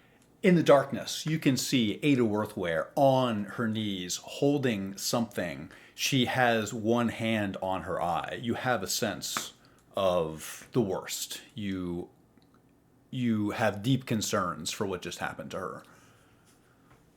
Upon seeing that, definitely booming out as loud as he can after this giant shockwave. Medic. Taldred, you hear something familiar that you've heard hundreds of times. You hear echoing down the hall. Medic! Medic! Medic! It remains your turn. Brenner. It makes Taldred like instinctively grab his holy symbol. What he's hoping for. He's just trying to keep this Alex caged in with Nothing Gold at this point, and we're gonna. Is Nothing Gold armed? Does she have an obvious weapon? If you see a loop of blue rope, do you think that's an obvious weapon? He wouldn't know. Okay, then no, she does not look visibly armed. Influencing my actions, we're just gonna go for some standard double attack, doing the same deal as before, stabbing from behind the shield, trying to cage her in.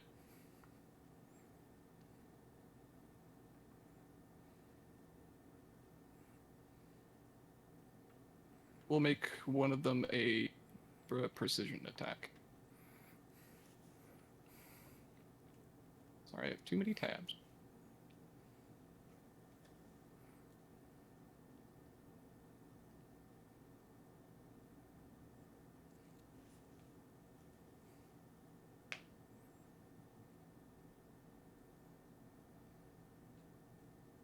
I'll be a critical on 28 and 24. Roll the crit damage. The 24 also hits. 21. You catch her between two ribs. Just sword right through the heart. You know what you just got. That is the critical cardiac mass. You stab right through it. She seems like she was about to say something, but it doesn't come out. Her body goes limp on your sword. Gastmir, this arm that was tensed and fighting and preparing to swing back with its pickaxe again, suddenly falls limp to the ground. Brenner would like to swipe her off the blade. You do so. It kind of barks out, just another prophet. You bark into the face of a dead woman.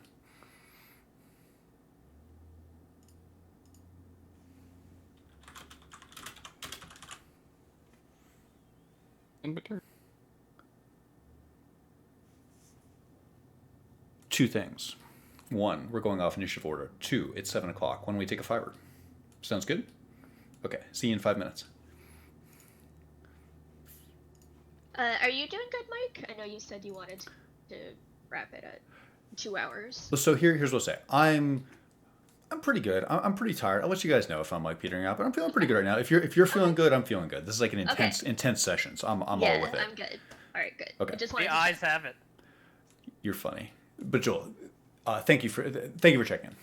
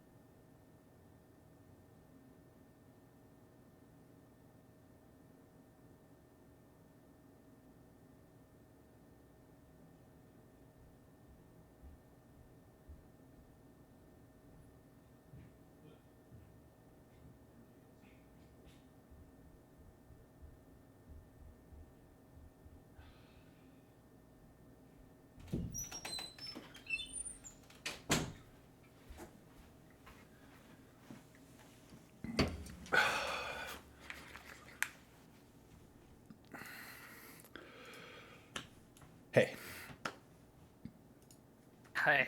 Alright.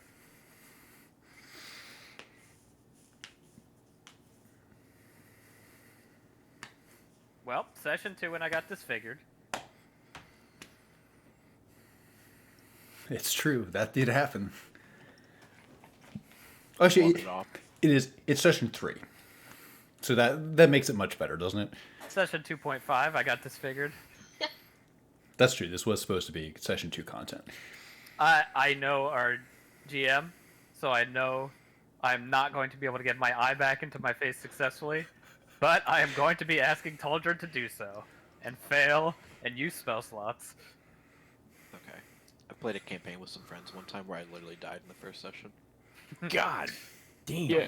My favorite first, it was basically like first combat death is my level 6 bard died to a gecko. In the middle of a desert. It was just, Like a big one? Were you playing NetHack? no. Like a... Was it like venomous, like a Gila monster or something? Oh yeah, there was also We took a lot of dice to the microwave that day. there was that other game we played where we almost had a total party wipe on those animated carpets. The carpets were no joke, dude. The vampire, not a problem. His carpets, Just couldn't fucking hit them. They're just carpet. You nearly died to carpets? oh yeah. Yeah. It Okay. wasn't a great day. I even missed him with my acid breath. You missed a carpet with Yeah. with vomit. Yeah. That sounds difficult. Yeah. We all had our helmets strapped on and it just was not going well. Jesus. Everyone here? Everyone good? Yes. Okay. We are off initiative order.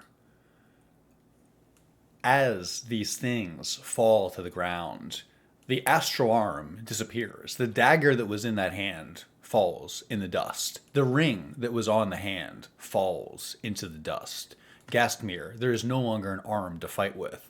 Ada, the person, if you can even call it that disfigured you, lies in a heap, fresh off of Brenner's sword. Taldred and Yoros, you hear anguished cries, and the last thing you heard was someone calling for a medic.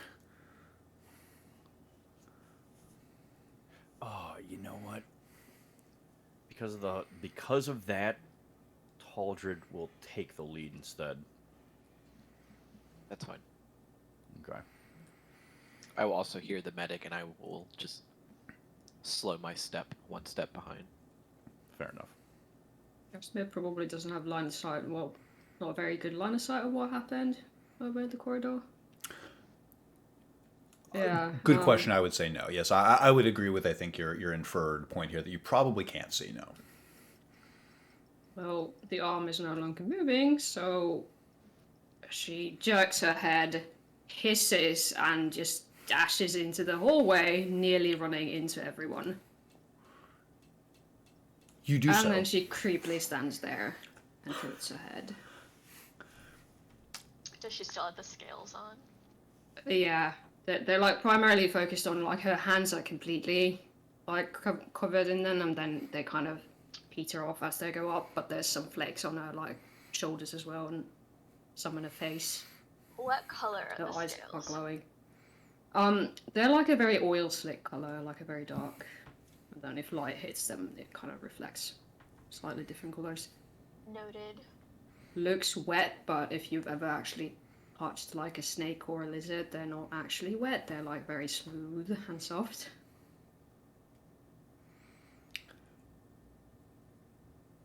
You look a bit different than your new companions are used to. You are having a hard time striking a sympathetic pose with scales and claws.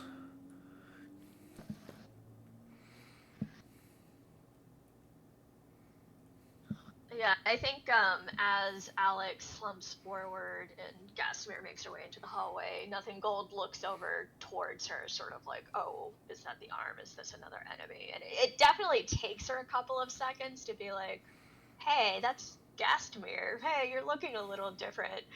We'll unpack that later. And she will go to, I think, swipe the ring off the ground. While saying, we need to get them back to the others. At this point, I assume Taldred and Yoros are rounding the corner. I would say so.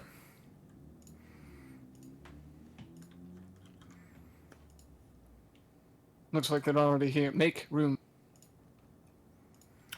The rage will wear off here, so the scales and everything disappears, and the Gasmir's eyes go back to that very dead-looking pale.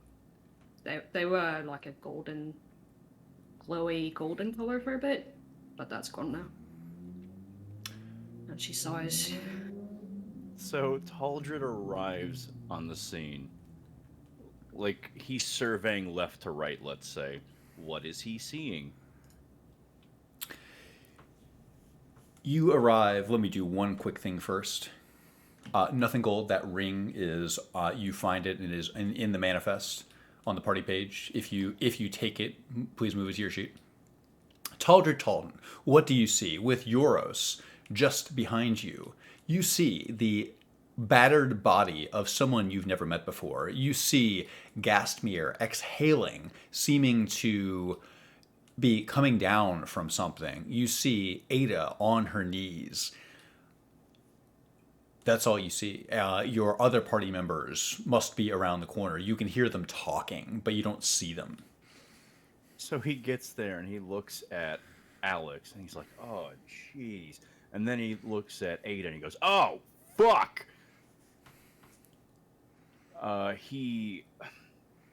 Yeah, God, she must have, like, blood spouting down her face and shit. Alright, so triage will kick in and he'll move to Ada first.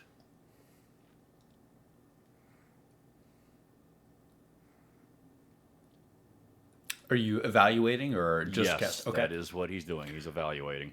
Roll Julie, me- you're muted if you're saying something. Oh no, so I was just reading the ring. Roll medicine, Taldred.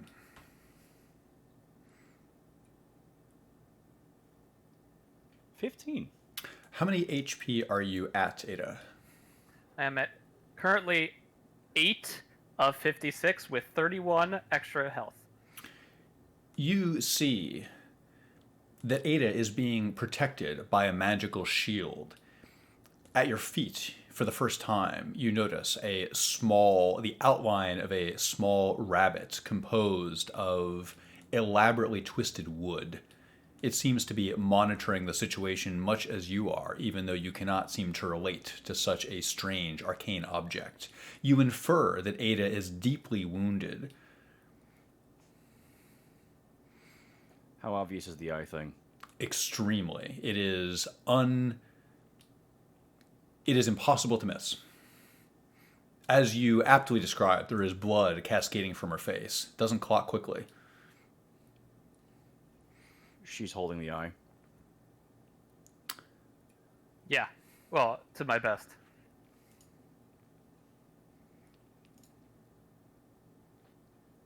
Oh, I'm gonna try. I mean, I have to try, obviously. Taldred has to try. What exactly happened?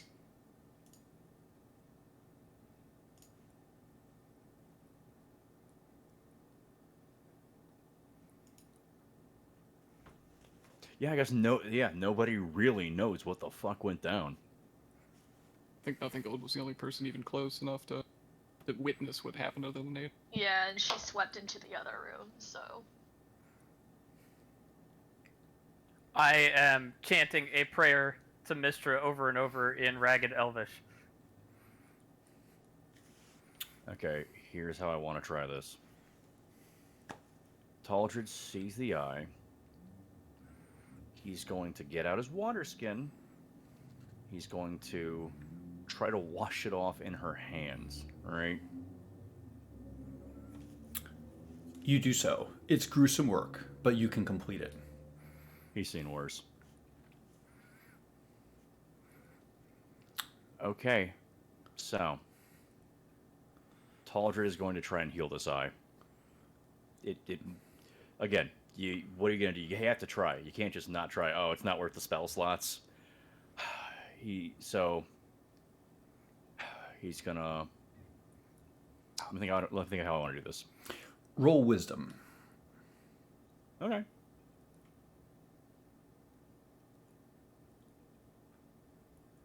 I'm sorry, it's a flat wisdom roll. You said, yeah. Correct. 7. As I'm running up, can I try and assist as well Of course you can. with also a wisdom throw? Just do a flat wisdom. Sure. 24. Taldred, you carefully wash the eye. Euros, you Oh, wait, witness. sorry, I did the wrong wisdom throw. No problem. You can just. That would be that would still be a 20 though. Unnatural 20. A natural, okay, so a 20 on die. You witness Taldred preparing to do some type of. You see him sizing up the eye and sizing up Ada. You have seen people be maimed before from your many years with a fist, and you know full well that eye is fucking gone. There is no simple way to put this back in someone's eye socket, no matter how clean. And you watch as Taldred cradles it. The eye itself seems damaged, crushed by the flat of the dagger. It's rather gruesome. Of all the things you could look at today, this is very low on the list of things you wanted to find in this cave. I'm sorry, go ahead. Can you check my character chat? Oh, I'm sorry. I'll type something. Okay. While I was going, I had another check I was doing for someone. I'm sorry. What was that? Was something fermenting? Did I miss someone rolling something? No.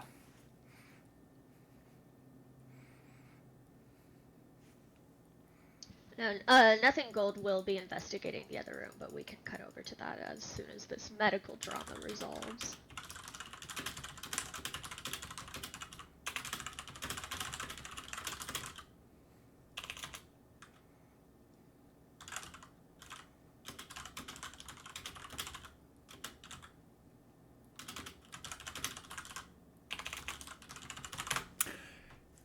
Nothing gold.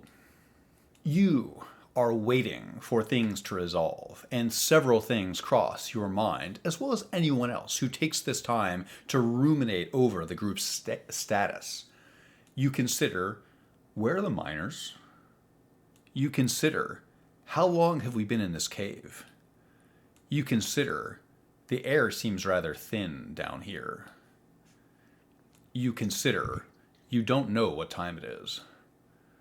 You consider, will Ada ever be able to see normally again?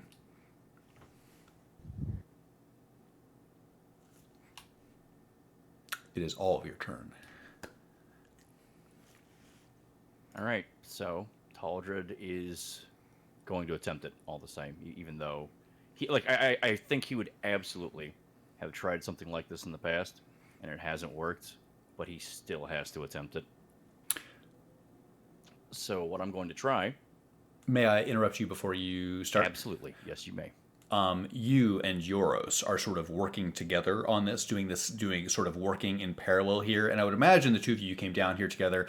It seems like you are of one mind. So as you prepare your actions, make sure you circle each other in, and both of you kind of know what's going on. Just so instead of being like a race condition, just so that both of you are sort of working in the same domain.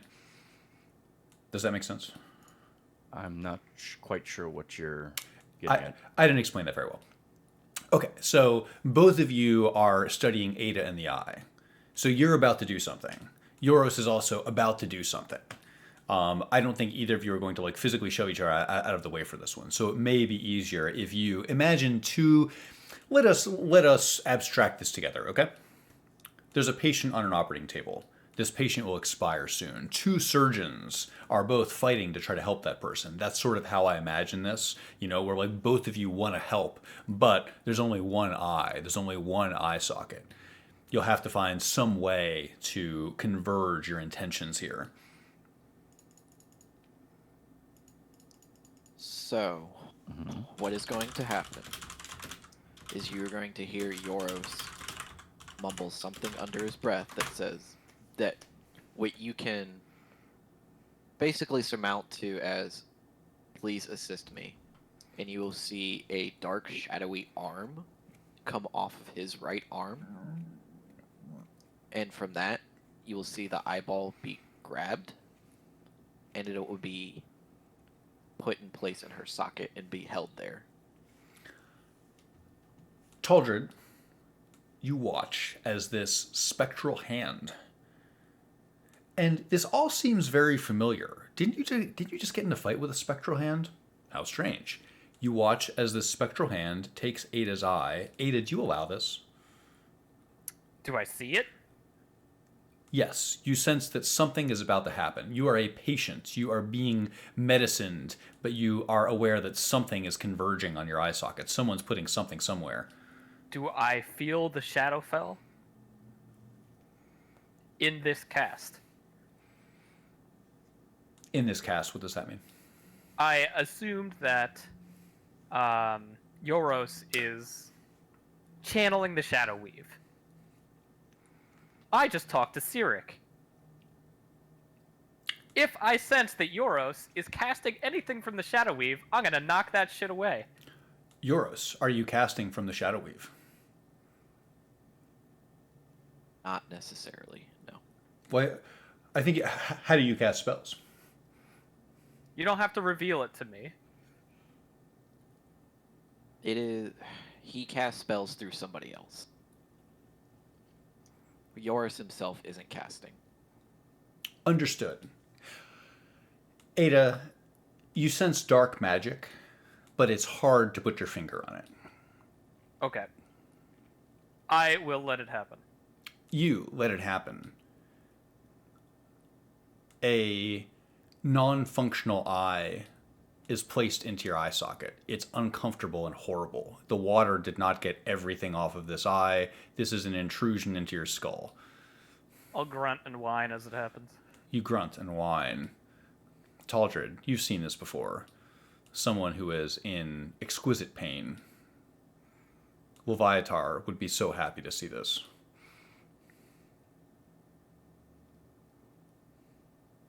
So, does anything else happen? It's just in her eye? Correct. This is far from functional. This is a parody of sight. This is body horror for you.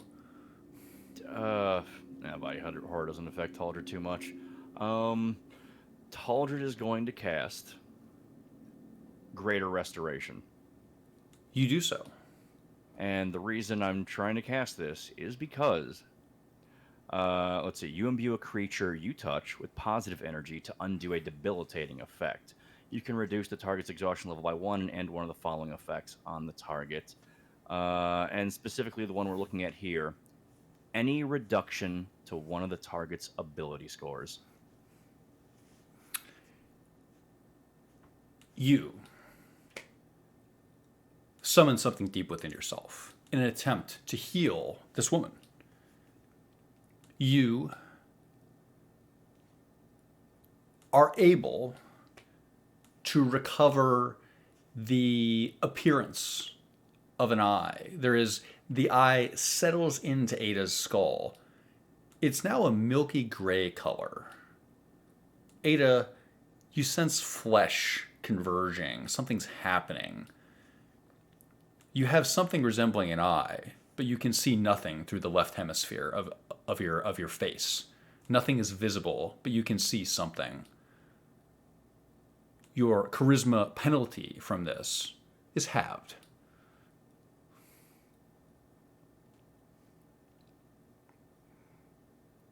Taldred, you feel a sense of accomplishment. Yoros, you feel a sense of accomplishment.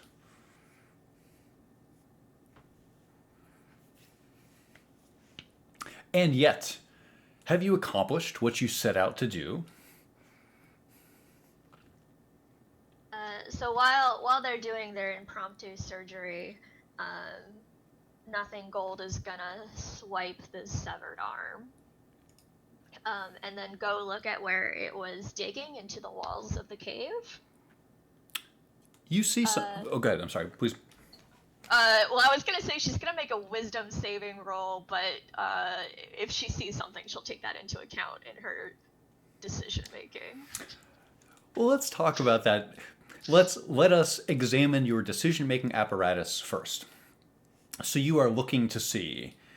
You are approaching the wall where the mining had occurred, but first you pick up the arm. You're gonna like put it in your pack, like you were taking this arm with you. Is that right? Or you're just Yes, yeah, it is now with her. okay. It smells horrible, like a fresh surgery site. You add it as a miscellaneous item. Okay.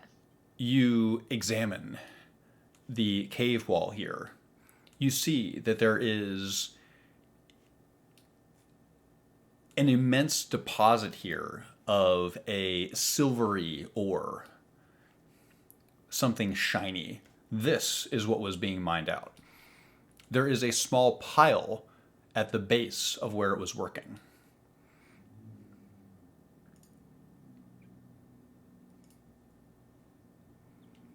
Mithril, you said? I did say. It appears to you as a silvery ore. There are small piles of it. The arm had done quite a good job in exposing this vein, and it did assemble a small pile of what appear to be mithril ore chunks.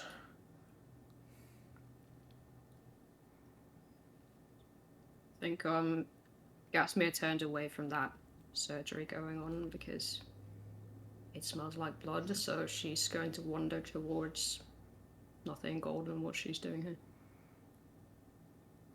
So Nothing Gold is basically picking up these piles of silvery ore and stuffing them like haphazardly into her pack, into her pockets.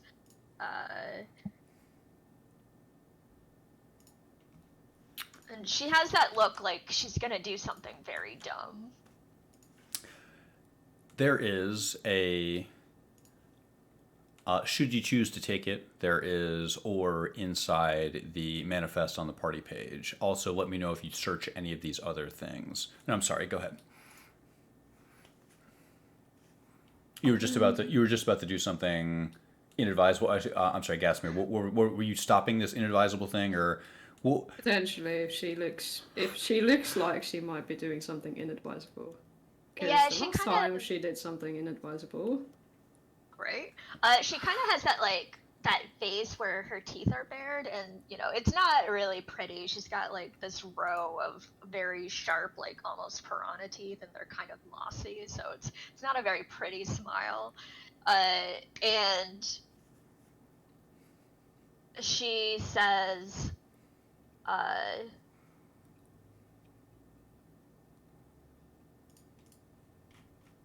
want to destroy it.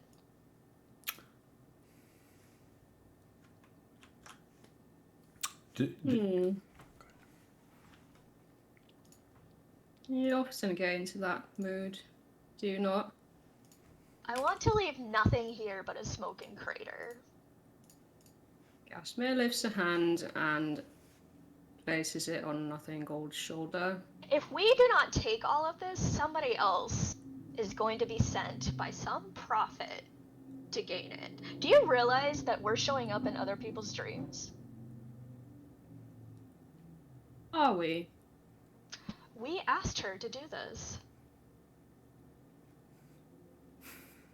Or she has a case of mistaken identity. Have you considered that? That often happens, yes, but John Smithfield also saw us before we appeared to him. Well, so he claims. Gasmir's fingers are slick with blood and they curl slightly inwards, as if they were still claws, but they're just fingers currently. We can talk about She's this also later. like towering over. Sorry, she's like really tall, I think, because tiny dryad. That's true. I think Nothing Gold still appears somewhat comfortable with her in a way that she's not immediately analyzing in the moment. but she does not have the same fearful reaction that somebody should have to this towering, statuesque, muscular woman with scales and glowing yellow eyes, right? Oh, the rage wore off, but yes, they were glowing before. The memory of glowing yellow eyes. Yeah.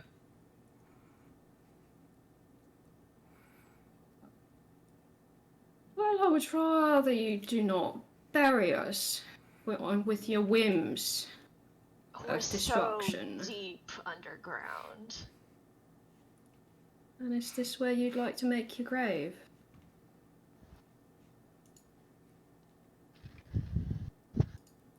So we're just gonna leave this.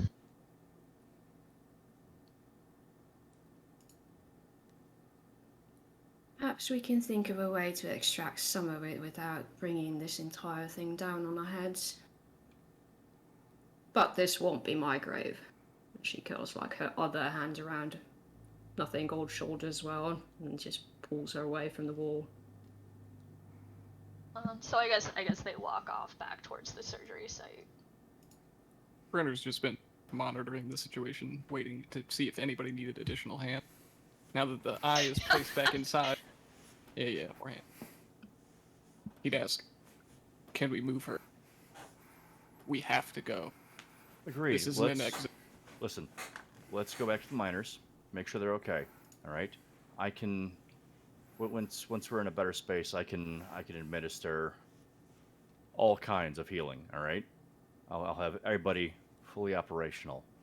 But we need to go check on the miners. We need to get out of this area, and then we need to figure out a way to get the miners out of here as well. Does Ada look cognizant at this point, or is she still kind of inward? Inward. Can you move? He would ask. What? We need to go. Can you move? Yeah. All right. You said, sorry, across the table, you said a dagger had fallen to the ground, correct? When the... Correct. The astral hand was holding a dagger. When Alex died, the astral arm ceased to exist. Her third arm ceased to exist, and the dagger fell to the ground. Brenner would like to pick that dagger up. You do so. Aldred's questioning about what the fuck went down, and he motions to the dead woman slumped against the wall. He goes, "This was Alex, I'm assuming." Yeah. What the fuck happened? We let things get out of hand, and we didn't start fast enough. She had some trick. Stopped us in our minds. Do I know what happened? Roll Do I Arcana. recognize? Okay. Brenner definitely has no idea what happened. And Brenner, that dagger is on the party page of the manifest. 11. You know, yes, you know that time stopped. You think it must have had something to do with the ring that emitted that low tone as right before this happened. You're unsure of the mechanism. That cultist of Cyric. Time stop. She had magic, but it was not from a source I recognized. It's the Shadow. The Shadow Weave.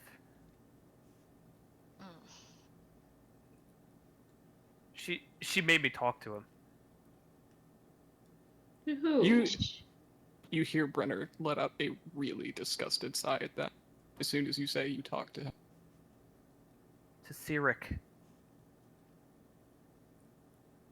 And how did that conversation go?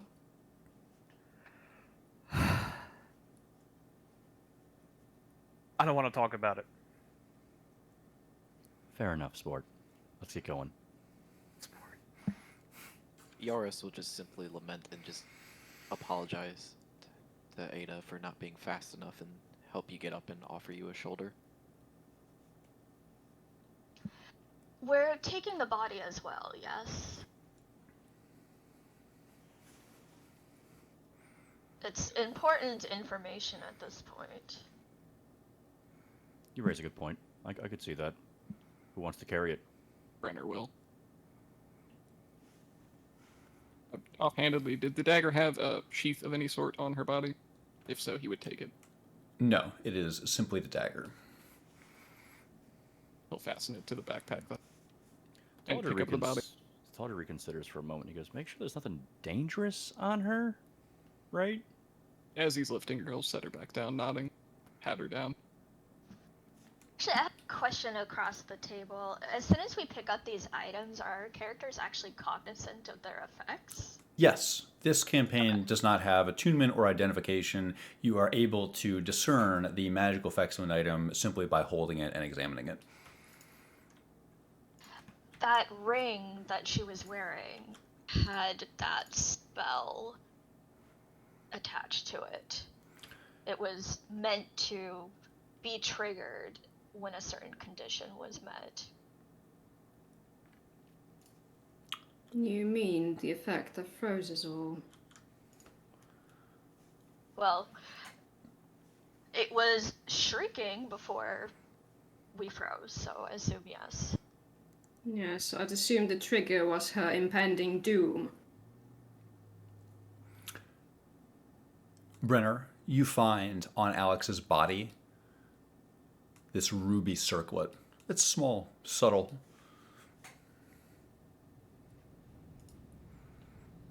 Sorry, I'm on the wrong page.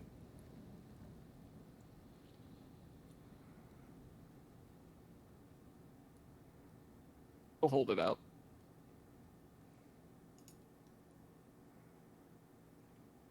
Not a man for tiara. She's very well equipped for a minor, isn't she? Roll intelligence. No, roll insight. Insight. And it's dim light, right? Yes, it is very dark down here.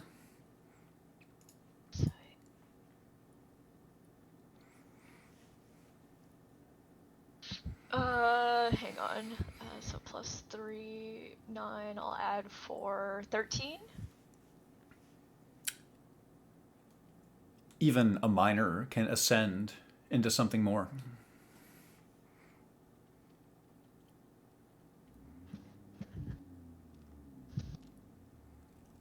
Cultist perhaps was right. How are the miners when you left them, the others? They were looking a little bit better, but honestly, still too weak to walk for sure. We still haven't solved the problem of the underwater tunnel either. Actually, they explained to me that the liquid that we swam through is actually drilling fluid. Does it do something? I don't know, but they might know a way to drain it if we ask them. Drilling We should move. Agreed. There's no sense in standing around. Does anybody take the circle? Because he's holding it out currently. Circlet? Correct, you yeah. said? A little crown. Do you want a little crown? I'm gonna hiss, don't touch that thing. With the crown? The crown. Feel free to discard things that you don't want. If you don't want it, you can leave it deep under Turo. Wait. So like you're saying, Ada was saying, like leave it, not I want it. Leave it. Leave it. We could use as everything we can get. We can use right now. Fine. I'll turn my back and proceed down the hallway then. Push the past little- anybody I have to. The eldritch rabbit will follow in her footsteps. Taldridge will pick it up. Okay, the circlet. He's like looking at it. All right. If I were to wear this, would it fuck with my hair? Like, how does that work exactly? You know how your headphones can sometimes compress your hair? Uh-huh. A similar it's heavy, right? It's small and dense, and it would push your hair down a bit. Yes, it would. He'll bag it for now then. You could probably kind of work it around it. Just You're gonna have like to hire fluff a it, stylist. Style it, yeah. Gastmir may be able to help you. Well, okay then. Yeah, so I think they're no longer being stealthy at this point, right? So I think it's safe to assume that the party rushes Yeah. taking a small hesitation at this point in the bend, where the sky is visible, to see how light it is still outside. A little bit of light is coming in. Whatever time it is, the sun's still out. Oh, so there's a hole there. So Yes. So there is air moving in and out of the cave. Okay, so that's good. We But don't it's have to... very high up. Right, but at least we don't have to worry about dying from smoke inhalation. Yep. Theoretically. I'll gingerly dab my face where the vertical dagger wound occurred. You do so. When you close your eyes, you can still see him. The water is barely refreshing as a result.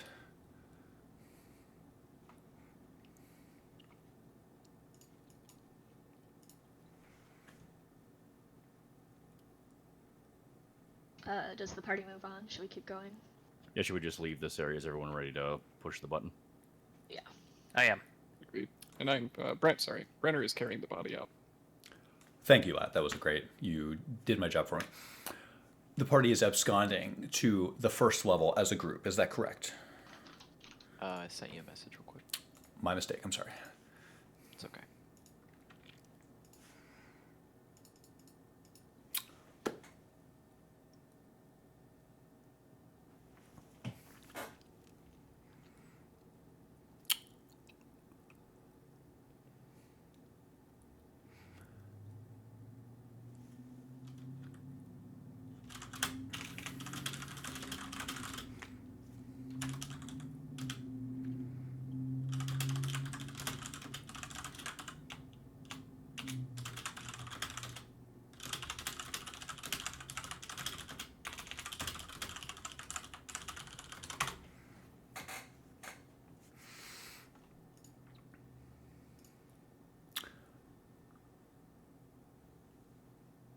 Any special instructions before the group moves upward and onward? Okay. One moment. Has it been less than an hour since this entire encounter when we were on this map? Has it been? Yes, it's been less than an hour. This has all happened fairly quickly.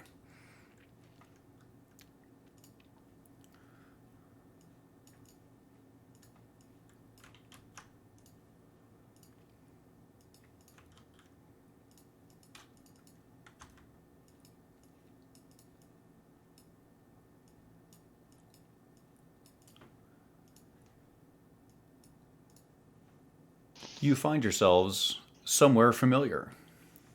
But something has happened in your absence. You see two of the miners, Ray and Lasian, are sitting against the edge of the wall. Garrett is soaked up to his waist, and it looks like he attempted to navigate the fallen tunnel. Oh, Taldred's pissed. He goes, "What the fuck did I tell you? We have to get out of here. We're working on it. You shouldn't be moving around." Oh, well, how are we going to get out of here if you don't let us move? We will move you, okay? There's- You're very weak. You're in very bad condition. Moving will make it worse. I promise you this. They're starting to get panicked, Taldred. We were sent here to collect you, to bring you back to Arabel, okay? We're not going to leave you here. How much longer? We're leaving right now. Well, any of you think you can swim? They don't have to. You got a plan? It's not one that I was hoping to have to rely on, but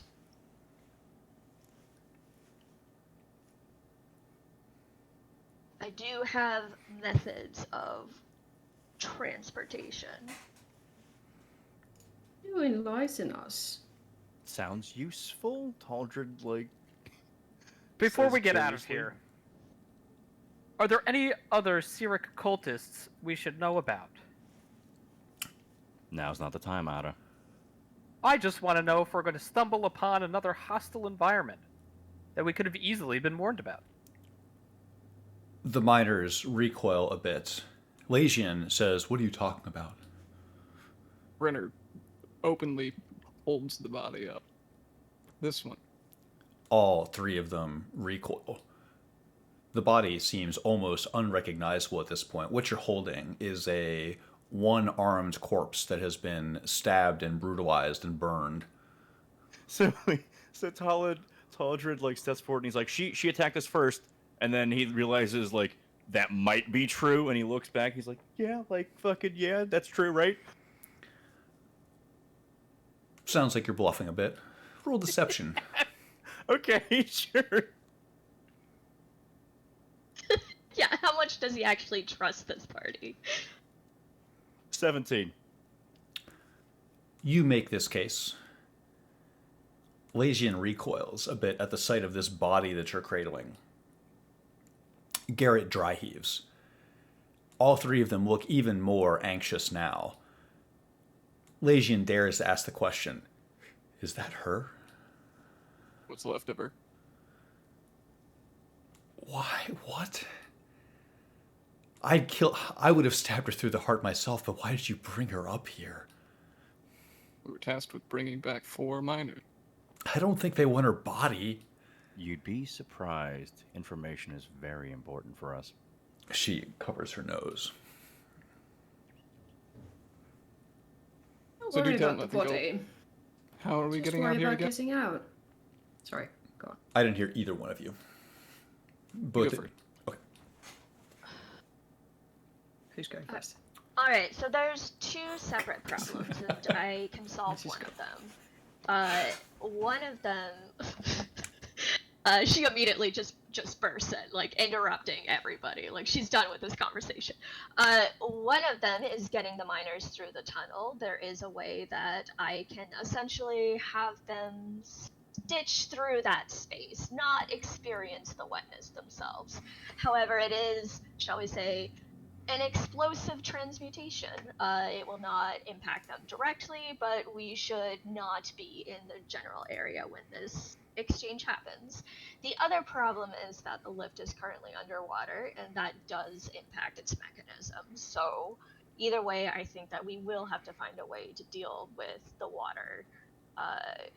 When I last looked at the machine that apparently brought the water into this cavern, there was some mechanism that was still intact. That's as much as I know. I assume that while we were gone, neither of you two were able to make any more progress on investigating that. She says, looking at Taldred and Yoros. Taldred turns to the miners. They might know something. They look at you. Lasian still has her nose in her elbow. They look at you, Taldred. Taldred says, I feel for you, but if we want to get out of here, we have to figure out how we're going to deal with the... What was that machine? What was it? That machine? The one that all this... The drilling fluid came out of. It's just a water tank. You use it to lessen the wear on bits. It's not going to suck the water out. Why did it erupt then? She looks at Alex's body. Why would she do that? God damn it. God damn it. Taldred's getting frustrated. It's frustrating, isn't it? Well, we also haven't tried the lift with the water on it yet. We always can. It's a fair point. If that doesn't work, we'll have to work it out from that point. Taldred's doing like quick math. He's like, we might need to make 2 trips as well. In fact, it's probably better if we do, even if we don't have to. There's definitely not enough space for all of us on the lift in one go. Mm-hmm. Taldred, can these folks make it under the water if we submerge them? Are they in good enough condition? That is condition 0. All right. Nothing Gold claims to have a method to get them across without ever getting them wet in the first place. So Well, perhaps they she will- can show us. They will get wet. That entire cavern is, Will she they gestures. drown? As long as they're not submerged and breathing God knows what into their lungs.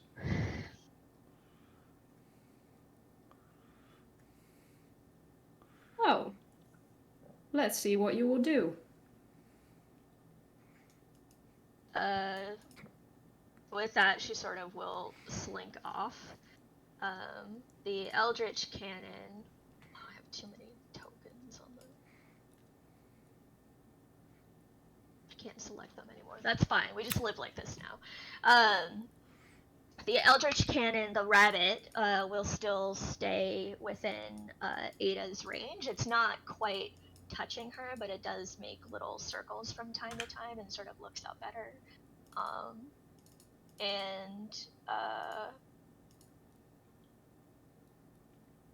She will, I think, go through the tunnel to check in on her wildfire spirit. How has it fared during this time that it's been left as sentry? Your wildfire spirit is burning bright as ever. There is nothing preventing it from living its destiny as a spirit of fire here. It sways a bit in the low light, casting irregular shadows across the room. Water still sloshes through here. To your west, you can see the lift is still submerged in several feet of water. Okay, and it has not heard the bell ring. She'll communicate with it fairly quickly in Sylvan. You infer that no bell has rung. You commune with nature itself. Okay. So she'll direct the wildfire spirit. They will come up with this gambit, essentially, where it will cross through the tunnel. Somehow, despite being fire, I couldn't find anything that says it was affected negatively by water. But I'll leave that up to you. Tell me more about the wildfire spirit is going to bring them through. Yeah, so it has an ability called, as I scroll through my 10-page long character sheet.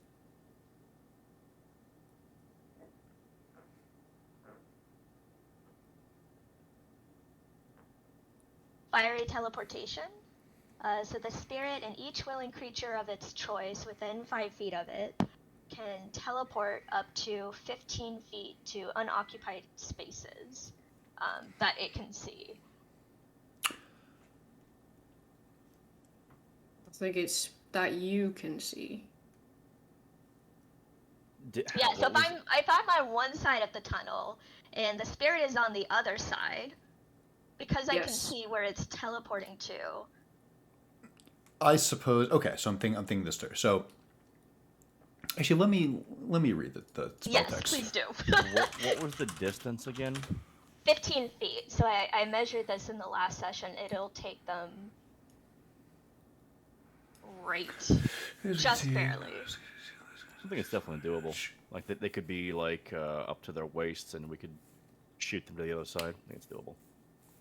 And then the thing is that any creature within 5 feet of the space that it left will burst into flames, essentially. Okay. Let's examine it like this. So, reading the spell text, I think you can be on one side and the spirit can be on the other side. And you can use this as a way to direct, to basically sort of periscope your vision so that you're able to see, like, it can see the entry point, you can see the exit point. You've already gone underneath, you are soaking wet, you point to here, the fire spirit does the rest, basically. Yes, that'll be the intention. However, these have to be willing creatures. Your fire spirit appears as a pyre of flame. It has to be able to shepherd these people through. On the near side, if you will, here with the fire spirit, the party sees, everyone except Nothing Gold, you see the 3 miners judging this spirit of pure primal fire with a degree of concern. This does not appear to them to be any type of savior. Yeah, actually, do any of us know anything about that thing? Like, where did it come from? I assume like all of us are like, what the fuck is that? I'll approach Lasian and I will say, "Is this mining fluid flammable?" No, it shouldn't be. She sighs. But what the fuck is that? What are you doing? That's not flammable, but other gases in here can be. The campfire was dangerous enough. That thing's walking around. I'm sure this is a part of Nothing Gold's plan. I really wish she would have included us in that. Yes, well, she does have a habit of taking rash actions without informing, well, anyone really. So Taldrin steps up to the edge of the water, and he goes, "Someone should go talk to her about that." The wildfire spirit does a little dance. Like, it's very excited that he's approached it. It's so excited to see him. Casimir looks towards Yoros. You want me to talk to her? Yes, you were capable of sending a message before. Yes. That would be most helpful. Thank you. You're welcome.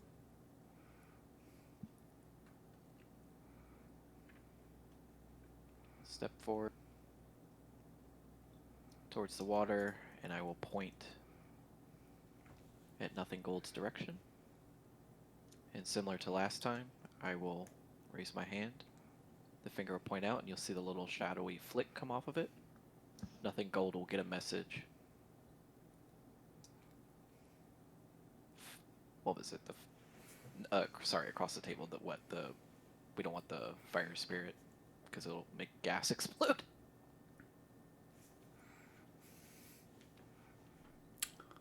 I think there's a bit of ambiguity as to exactly what message would like to be sent, and because this occurs simply within the realm of your own mind, Euros may have to decide what's relevant. How would you express this problem to Nothing Gold? I would simply state, we cannot use the fire spirit. The air is too dangerous for it. It would kill the miners. Nothing Gold. You receive that message and can reply back telepathically. It's been here the whole time and nothing has happened. This is fine. I will simply respond back. It has been on its side, not this side. Can she respond to that? Wait, this is another message? Okay, she says, well, is anything exploding? Because I don't hear it. The fire spirit sways back and forth, somewhat menacingly. I will simply hold off from sending another message, and I will turn to my companion. She's arguing that the spirit hasn't caused anything to explode yet. We had a torch over there too, so, and a campfire. Like, if anything was going to explode, it would have happened already. The longer we talk about this, the worse shit gets. You do have a good point. Yeah, let's You move. ask her, what are we meant to do? How does this proceed?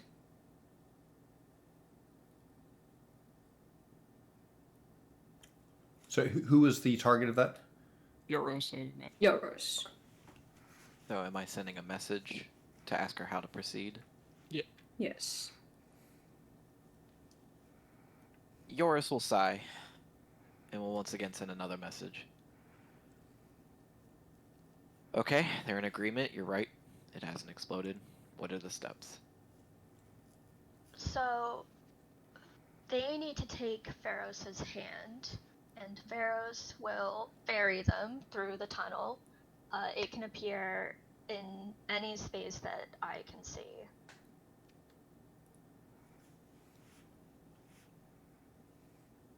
I will relay this. So they have to touch it? And Taldrin's like, can they touch it? Taldrin starts poking this thing with his finger. How does it feel? Hot. Your finger goes right through it. It is... Has Taldrin ever put his hand in a flame? Has Taldrin ever done the trick where you slide your hand over a candle? Taldrin's been near flames before. That's true. It is true. Your hand goes directly through the flames. It's warm, and you pull your hand back suddenly. but it didn't burn him. Correct. You suffer no lasting damage. Just a bit of surprise. You just touched something hot. But we need to Taldred knows we have to convince them that this will work. All three of the miners are looking at you with a degree of suspicion. So Taldred takes his gauntlet off, bare hand, and he touches this thing. Does it incinerate him? It does not incinerate you. Taldred says, "This is the mechanism with which we can get you across. You have to touch this thing like I am now. See? No big deal. No problem. You need to touch it, and he will transport you to the other side. And then we can get you the fuck out of here." When you say that, Garrett says immediately, he's the one who is waist deep in the water. "Good enough for me." He walks up and without hesitating, plunges his hands into the fire spirit. As a question, how many people can do this? One at a time. Yeah. Oh, shit. Okay. Yes, So it's going to be a multi-step thing. It doesn't have a limit on how many times you can do it per day, though, from what I can tell.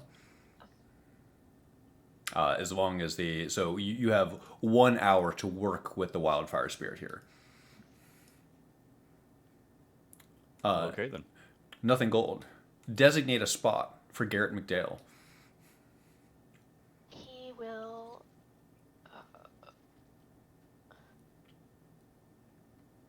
Right. Can I ping? How do I ping? I saw that. I'm with you. Hold left Okay. click. As a note, none of us over here are aware of the whole "it fucking explodes when it leaves" thing, right? And Taldred was standing right next to it when it left, right? Were you? I mean, on the Yes, map? he was, because he had just shown them. He's like, "See, it's okay, it's okay." It's okay, it's So- okay. Take some fire damage. Exactly right. So how much damage does Taldred take? I'm curious. It's Crown Oh yeah, he has it in the bag. It's not on him. there is a brief puff of fire. So first, you roll a. You're the only one affected by this. Roll a dexterity saving throw. God, I'd love to. And what is your spell DC? Nothing gold. Um, 18. yeah, I can't imagine that doesn't. I have a it'd be feeling that 16. It's amazing. you pass. There is a sudden burst of fire, Yeah. just like And fire Taldred's just like, rushes "Ah!" up. Yes, you take no damage. You pass your dexterity saving throw and can quickly jump out of the way, like as if there was a sudden burst of fire in front of your face, and you were able to move away just in time. So Taldred looks at the other two miners and he was like, "It seems harmless. This is nothing. It's fine." Aw, and there's the twist. Nothing gold. Garrett McDale appears suddenly, taking a breath and standing waist deep in water. He looks around briefly and understands where he is just in the moment before he says, "Where the hell am I?" He appears with you and says, "Okay, thank you, I think." He looks overwhelmed. Do you need help walking? I wouldn't mind it. Okay. She'll come over, and even though the water is like taller on her, she puts her hands under his elbow and helps him cross to a shallower part of the room, closer to the tank. And I would imagine you follow, the party follows this overall pattern for all three miners, using this system to ferry them under the water. Is that correct? That is her intention. I think that is a safe assumption. What about after? So we successfully do that one at a time. You bring the miners through using your fire spirit system. Taldred, you are careful not to stand within 5 feet this time after Goddamn almost right. having your eyebrows singed off. You think the better of it this time. You watch as, one at a time, the miners, Ray Powell and Leiji and Aster, are transported to the other side. Are transported to the other side of this overhang. One at a time, you shepherd them through Nothing Gold. You now have all three miners on this side with you. The party watches as the fire spirit helpfully sways just on top of the water. Yeah, Taldred goes next. There's no fucking way he's swimming again. Yes, dare you take the same path that the miners did? Absolutely. I would risk incineration over getting his hair wet again. Does anyone not use or use a different method for the system? Does anyone decline Nothing Gold's inherent offer to ferry you through using this little fireman? I'll use it. Brenner will as well, but laugh. Gastonir, Yoros? It will play with the fire spirit. Don't Not thrilled about it, but I will also use it if everybody else uses it. As a note specifically to the two of you, I'm not trying to lead the question by saying do you X, just trying to streamline if you would have been saying that anyway. So don't let me lead you on if you would have said hell no, I don't trust fire spirits, for example. However, feel free to take your movement one at a time. You find yourselves on the other side here with the water tank in the room that you arrived in. The water has not gone anywhere, and it still has this basic smell to it. It smells a bit like lye. And you can see, still in the corner, there are masses of papers, masses of loose timbers, chunks of things, much of it unrecognizable, sloshing into the corners of the cave. Told to ask the miners anything we need to pull from this room. Us? Okay.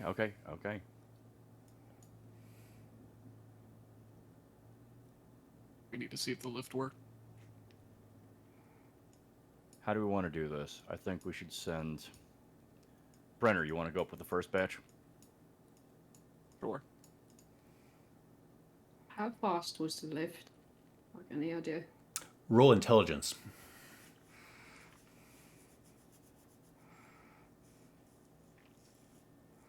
$19. You feel like it took at least 10 minutes.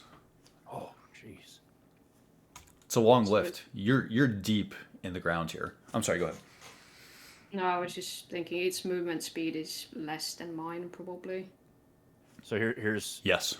what Taldred would suggest. Who is the most wounded out of the party right now? Ada. Who else? Brenner looks fine. Did anyone else take damage during that fight? There's some Not- blood on Gasmere, but she doesn't make a big deal of it, so... Okay. Everybody took the 20 points of damage or dodged it. yeah. I mean, Nothing Gold is breathing a little more shallowly than usual, but she's still standing. Okay. How about then? Let's send up Yoros, Brenner, the miners, and Gastamir, and I'll remain and heal Ada and Nothing Gold. Because it takes 10 minutes to cast the name of this spell that I know. It's like Prayer of Healing or something like that. It's Prayer like of Healing is the one, yes. That's it. Living up that priest life, buddy. Would it make more sense for you to do that on the elevator? Not especially. I don't like the idea of having, like, that. There's a non-zero chance my concentration gets interrupted while we're going up, so I would say it's safer to do it this way. Unless you can think of something where we're risking by splitting up like this. I would just be concerned keeping the somewhat wounded in cold water for 10 minutes. We'll be fine. Once I get the juice in them, it'll be fine. It's a numbing effect. How cold do I feel? Ada, now that you're back in this room, you get a sense of how frigid it is. You don't know how long you've been down in this cave, but if you were 30, this wouldn't be so bad. This is now making you feel frailer than you wish to admit. You feel pretty cold. You wish for a warm bed, not a cold mine. And you know when you get out of this cave, you still have to ride your horse back to Arabel. When they get on the lift, I'll cast Fire Shield on myself. Gives me resistance from cold and reads my body in flame. Gasmere looks at the miners and asks, how much weight is this able to handle? It can hold, Lagian responds to you, it can hold a minecart full of iron. It shouldn't have any problem with a bunch of us. That's what I said. So we should all take it at once, really. Not enough space. Yeah, it's not about weight, it's about space. Well, if it makes things easier, I can go on ahead. I don't need it. And obviously, if somebody wants a piggyback ride. I think I'll brave the lift. They should take the torch with them. Is the torch still in this room? Is it still lit? Yeah, what did we do? Did we like stick it in the ground and it was Yes. like, Yeah, barely it's peeking just up? chilling Just in the ground. barely, yeah. That's exactly right. Yes, there's still a magically intensified torch in this room. Well, Taldra has light, so you guys can take it up with you. All right. I will pull it out of the ground. You do so. You can herd the miners as you see fit. And looking at the lift here, you think that you could wedge a lot of people in here. Maybe by having them, the miners probably wouldn't have any problem curling up at your feet with the state that they're in. You know that you could wedge a bunch of people in here, but you have concerns about the weight of this thing with the water on it. It has to get going to start. You can approach this wherever you see fit. Just tell me who you send up and when. I feel Runner's like we should missioning. try all of us, and then If you'd like, let's give it a shot. Sure. The miner seemed pretty confident that it would take all of us, so... It does if we can- carry if- ore. It does. All right. It'll be a little bit cramped. Since I don't have to hide this party chick, Gasmir can walk on walls all fucking day, so she's just gonna like circle around the shaft and start going up. But Do your she's hands gonna turn wait. into claws while you do it? No, I actually don't have to be raging. She's just sticky. Oh. Want a handshake? I mean, I'm made of fire right now. Gastomir. She could probably carry nothing gold, I think, if nothing gold is really light. Maybe. yeah, but that doesn't that have your movement if you're carrying someone? I think it does, but I've got a movement of 40. Oh. Yeah, I mean she'll piggyback. Is this You really going to be viable? I'm curious. By Ye- the time. The lift shaft seems to be hundreds of feet up. As you prepare to do this, Gastomir, looking up, you think that perhaps you'd be able to do it yourself. You could maybe, this is a fairly smooth elevator shaft. You could maybe do it by yourself with nothing gold on your back. This would be truly impossible. The endurance required to get up there would already be almost superhuman. And you think that you could probably be capable of doing so, but with the additional 80, 90 pounds, it would be probably beyond your capability. Here is my question. This is a mechanics issue. I am curious. If I have a spell that requires concentration, am I able to keep that spell going while casting a spell that does not have a cast time of 1 action? So could I... Like a ritual. Like, can you maintain your concentration and do a ritual? Yes. Yes, you can. Really? Yeah. Well, if that's the case, I could just use Enhance Ability on Castamere then, and she'd be able to carry nothing gold, no problem. Do you do so? Is that your intention? He offers that suggestion up. Oh, that sounds like a fun time. All right, let's go with Bull Strength. Just to read this off, the target has advantage on strength checks, and his or her carrying capacity doubles. Oh, wow. Okay. Sounds reasonable. We will say with the combined raw power of Gastmere and the additional infusion of Salune's power, it seems significantly more viable to be able to hurtle up Nothing Gold on your back as you vault up this elevator shaft. It seems possible enough. Yeah, it lasts the 1 hour. Yeah, I mean, Gasper's not going to be the one falling if this goes horrendously wrong, so it's up to Nothing Gold if she wants to do it. Sure, she's curious about this lady's abilities. You think that maybe at the very least you can discern some things about Gasmere as she takes risks with your life. Gasmere, roll athletics. with the advantage, or like, have I burned the spell advantage, slot? yeah. Are we saying? It sounds like you have. Yes. Okay, It's so then you'd have advantage on this athletics. Okay.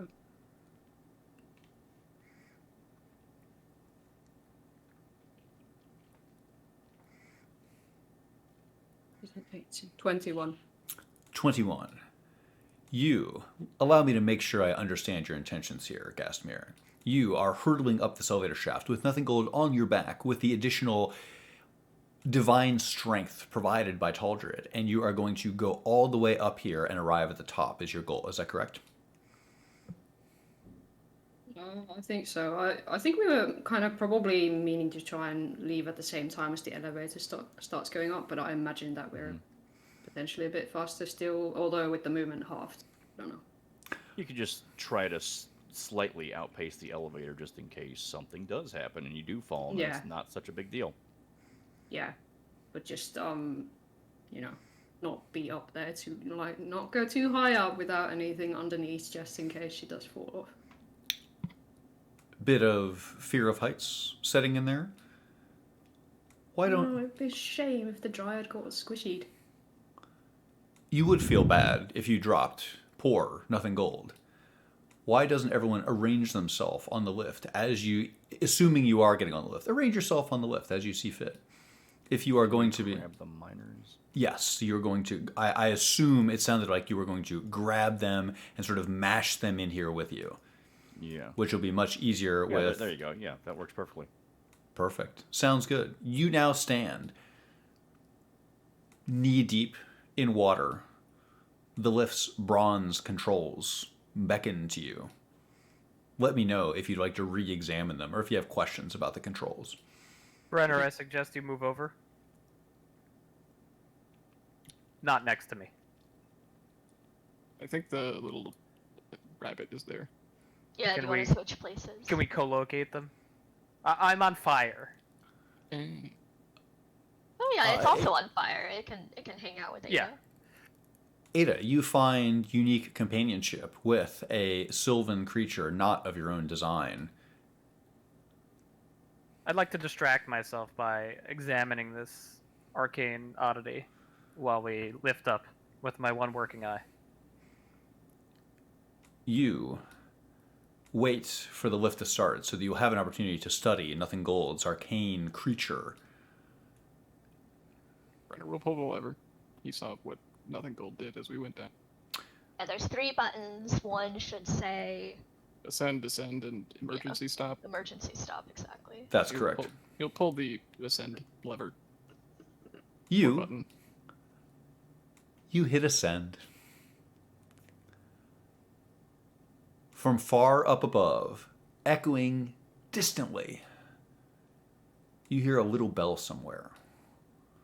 The lift shifts. The rope strains. It starts to pull slowly upward. At first, the movement of the platform is irregular as water starts to sluice off the sides. As it emerges from the water, it moves, but slowly. Nothing Gold and Gastmir. As the lift starts moving, you're forced to stay ahead or you'll be dragged down onto the lift. As soon as the lift starts ascending, Taldred will begin casting Prayer of Healing at 4th? I want to say 4th level. 4th level, yes. You find yourself somewhere familiar. You're all hemmed in here. Ada, your fire quickly becomes a bit overwhelming. It's making this tiny space rather warm.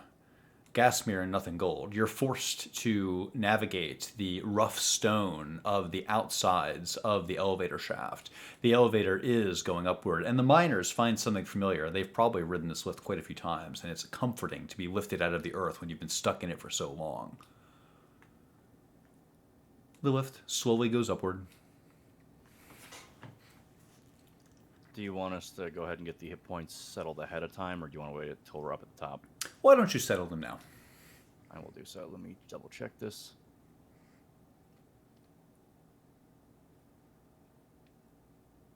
As the party is traveling up the elevator, Brenner would pose. There is a cart outside should try to empty it and let the wounded ride behind. If there's a metal basin, we can light a fire in it. Keep ourselves warm on the way back. Everyone gets 31 points of health back. Everyone? Oh yeah, up to 6 creatures. Oh. Thank you, Taldred, for everything. I tried my best. I've asked you this question 2 times now, Taldred, over the course of our many campaigns. How does your magic feel? What kind of healing is this? Oh, you're correct. It's different now. It's different. It's kind of cool, numbing a little bit. It's almost like injecting Winterfresh gum into your veins. It's like a cool minty feeling to it. Yeah, I know. It's fucking weird. I like it. If you are healed by Taldred Talton, you feel this cool Arctic, this alpine air almost flowing through your veins. You feel like you can take a deep breath of his healing. The rope strains. The lift keeps moving upward. You're getting closer to the top.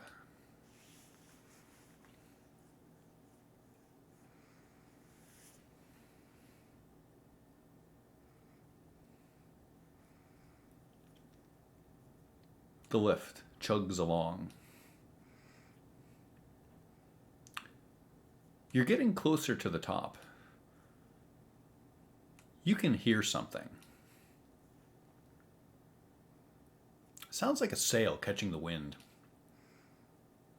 Have you ever been on shore when a ship with great sails passes by? You can hear the wind catching it. It sounds like that. It must be windy outside upstairs. Does it sound like someone airing out a blanket, you know what I mean? Or Yes. a towel or something? That is your frame of reference. You think it must be something like that. Is it someone getting ready to do something up top? Are they cleaning something? Did Cole Cormier send other people? These thoughts flow through your head. Brenner's be rude. trying to figure out how a warship got into the top of this cave. She did say there was a warship coming. Did you believe her? It's a worry on the back of his mind.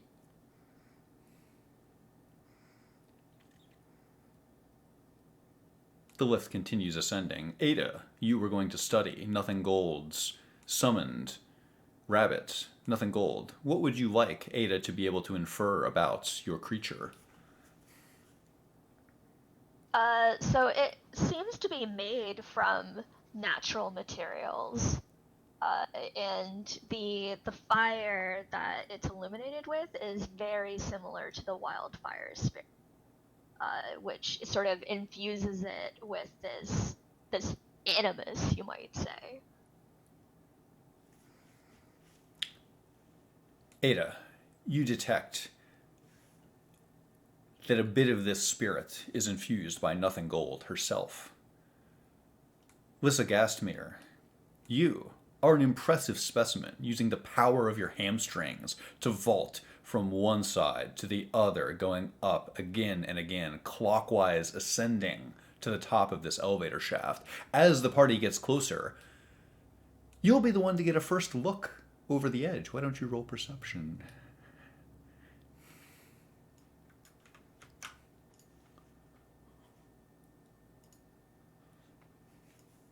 I Looking up over dump stat. the edge, you see nothing new.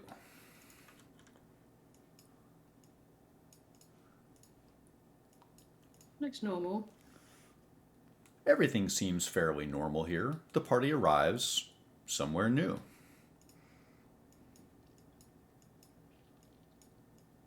She will take Nothing Gold and plonk her down.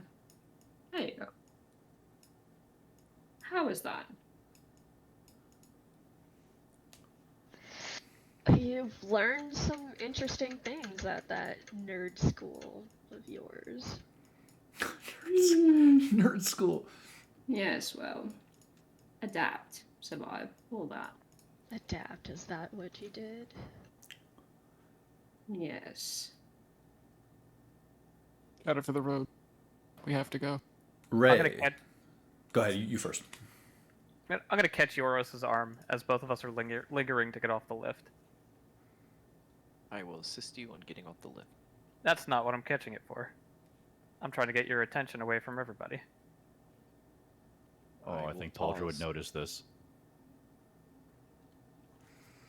We all have secrets here. Tell me yours isn't Cyric. It is not. I will Insight check. look at you for another few seconds before letting you go and examine your face. You examine his face. You look into Euros' eyes. Something you noticed over the course of your time together. His stubble is turning into almost a bit of a goatee. No check necessary. You look him in the eye. What do you infer? Think he's telling the truth? I'm not sure what to think. I am suspicious, but I'm suspicious of many things right now. Your suspicions well within you. The miners look at the troughs and say, "Wait, you brought horses, right?" Yeah. They're outside. "You probably should have brought them inside," Ray says. Why? "Because it's fucking freezing and there's water in here." We didn't plan to be here very long. You're right, but there's nothing we can do about it now. Is there anything else you need from this cave before we depart? What's that sound? Oh, do we hear a sound? You can hear it too. Sound. It's like something heavy getting buffeted by the wind. The wind is howling around something outside. So it sounds like a giant flag, you might say. It does sound like a giant flag. Brenner is marching directly towards the opening of the cave. Brenner, you can see something. A massive shadow. Something is casting a very large, unmoving shadow outside. A boulder? A tree? Look up. As soon as he crests anyone. It seems like the party is moving outside as a group. Is that correct? Have I correctly inferred this? Sort of. Taldred would like to grab the blankets off the bed, and he is putting one on each of the miners. You do so. Before the party exits this area, you take the time to wrap these tattered blankets around the shoulders of the miners. They thank you individually. Taldred says, keep warm. They seem to be reflexively following you, Taldred, party healer, guidance. Euros, sorry, not Euros. Oh, yes, Euros. You are tearing by the elevator. Staying behind a bit, or are you sticking with the party? If you are staying behind a bit, no problem. I am just sticking behind the party to make sure everything is going well with the miners. And I'm also kind of contemplating Ada's suspicions when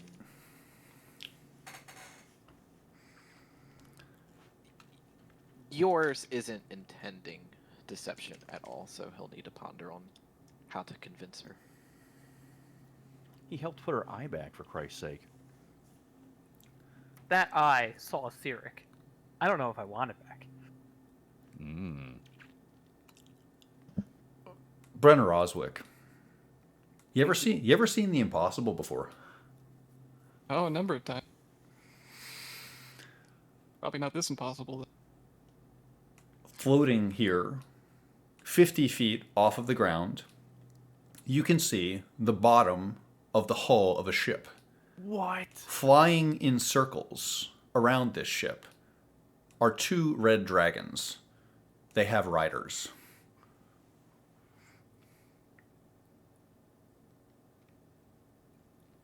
She wasn't wrong. You can peek outside for a moment. Let me swap your view for a moment, okay?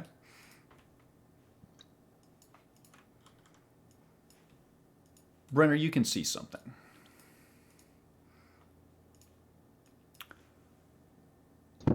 Up in the air is a massive ship. You see figures up there, way up in the distance. It's hard to even perceive them. You see them before they see you. You peer out of the cave. I can only see the bottom of the ship, correct? Not the sail. That's correct. You can see the edges. You can see the shadows. You can see the shape. There are sails there. You can't discern much about them, but they're there. Brenner will hold a fist up behind him. Halt. What was the last As thing you if said? to halt, as if to convey to stop everyone behind him as he's going to turn around slowly and walk back into the mouth of the cave. You do so. We find you back here. You stuck your head out. You're not sure if anybody saw you or not. You're not even sure what you saw. Brenner seems stunned and does not immediately make any audible mention of what's outside. Taldridge What? look at him like, Is it Cyric outside? Don't. Boat. There's a boat in the air, Gastmere. and there's two Oh, I dragons. transgress. Yes, you transgress. Yay!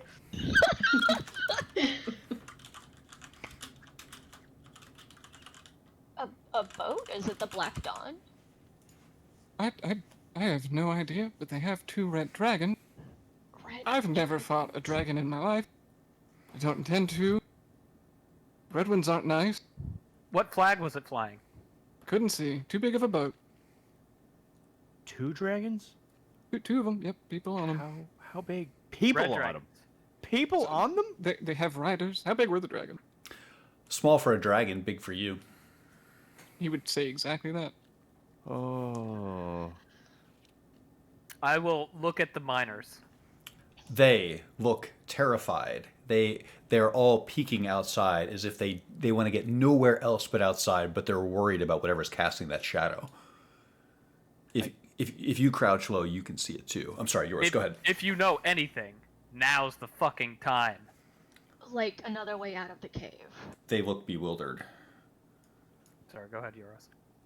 I was simply just going to remark that I don't think the coal company can afford this ship. Doubtful. I think they're for her. He nudges his shoulder with the corpse atop it. Yeah, she said that she was expecting people to come find her, and that we were not what she was expecting. Was she now? What she don't know. exactly did she say? She expected a commander and a warship. And I'm assuming, on top of the warship, as he's looking over his shoulder, has a commander. Oh, What? and Cyric told her to do all of this in a dream. Okay, we have nothing to do with that.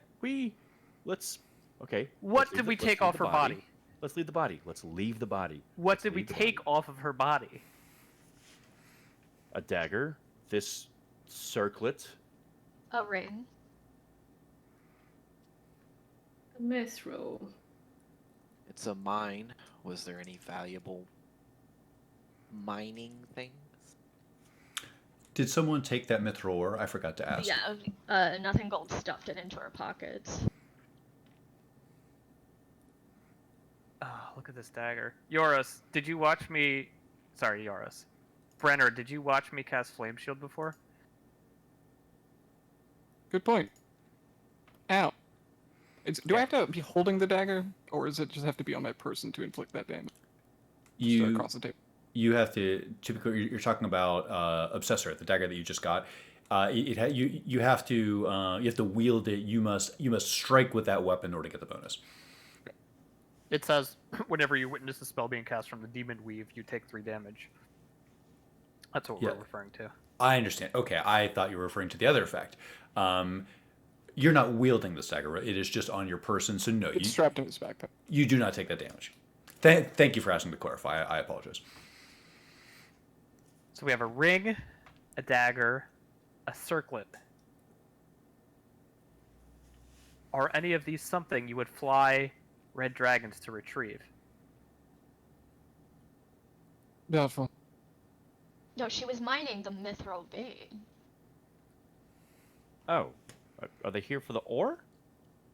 Actually, question: how rare is mithril? Rare. I think Taldra would know that. Yeah. Extremely valuable. Do we give them the mithril? If they Or it ask says- for it, yes. I can smooth this over. Give me the mithril, okay? I can handle this. I can handle this. I can make myself look like Alex. So can I. That seems far too risky. If you seem like Alex and they want you, then they're going to put you on their big ship and cart you away to wherever they want. No, yeah, that comes with a lot of risks. There's a lot of risks there, okay? We don't need to risk anything. We have something they Why- want, okay? We can give it to them, and that can be the end of it. There are other tunnels in this mine. There must be another way out. Oh, look at the miners again. You look at the miners. They explain to you that Garden Reach 1 and 2 is closed off here, but those are different mines that simply go deeper into the mountain. This is the mouth of the cave. If I might interject as well, you guys got other horses somewhere? Because I think those are our horses out there, and I think we have to get back to Arabel in short order. They don't have any horses of their own. They were waiting to be picked up and extricated. Well, if we leave this cave, I think subterfuge is a little bit late for what we're at. We need to go Agreed. together. Oh, okay. Okay. I'll be right Can, back. can we disguise something to look like Mithril? We can we have it. Taldred is actually confused. As we do have it? You said you had it? Do you understand what you can make with Mithril? You can make portal keys. Do you know what they could make with red dragons? They could make corpses. A lot of corpses. Nothing gold. I didn't take you for the greedy type. I don't think you know me very well at all. Clearly. Life is our lives really worth a simple piece of rock? Do not complicate this. That's even what they're after? We're gonna have to go with open arms. We are not prepared to fight two airborne dragons in a warship. This has to be diplomatic. Period. I agree. Go together, and we give them what we want, and we try to leave. Or we run. Look. Regardless, don't bring Alex's body. I think that's probably not a good play. I That's fine, I agree. agree with you. He'll set it down at the mouth. No, Taldred's like, to fucking hide! Taldred says, throw it down that fucking shaft over there. Have you ever traveled a road and been beset upon by highway robbers? I think we're a bit beyond that at this point, but yes, and he's going to be clearly walking towards the hole in the ground. They're going to take the mithril and kill us anyway. Why? That's a risk for them.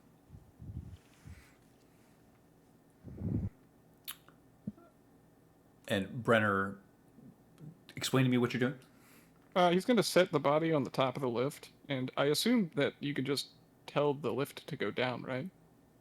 One assumes so. It has a button for that. Going to set it down. With the Right button. there. With the body on it. Yeah. I actually meant throw it down the hole that's been crossed off, but we can do that too, I guess. I think that hole's like literally barred off with wood and stuff. It We is. can, like, chuck it over. Okay, fair enough. As he does so, he just says, "A cruel burial for cruel deed." I would like to poke my head out really quickly and try and like just get a glance to verify, because that seems a little fantastic. You can get a little baby glance out here, Ada. Give me 1 second. I'll try and absorb as much tactical information as I can. And one thing I'm going to glance for is where are the horses. You God. glance outside, mostly looking for the horses. You see them, looking terrified, whinnying a bit. They are still tied to where you tied them off. You notice exactly what Brenner was talking about, though. There is a massive warship here, suspended in midair. The figures on the edge of the ship are too small for you to see, but you know there's something up there. You hear a dragon cry out in a faint roar.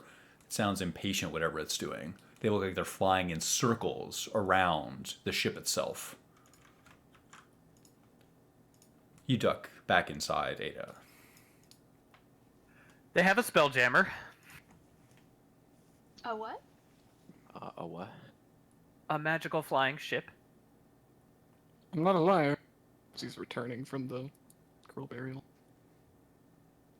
Forgive me, Brenner.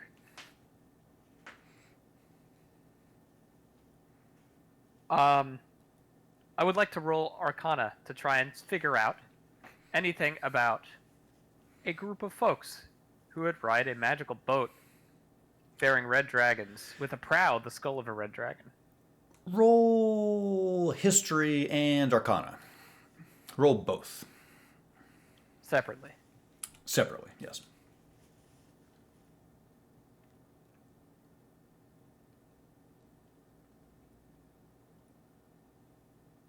"17 history, 27 arcana. History. I studied at school." You did. History, 17.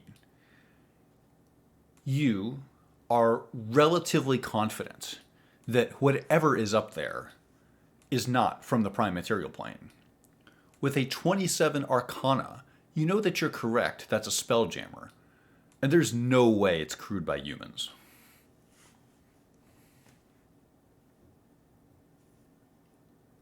I'm going to look at the items again and say, I don't think they're after Mithril. I think they're after one of these things.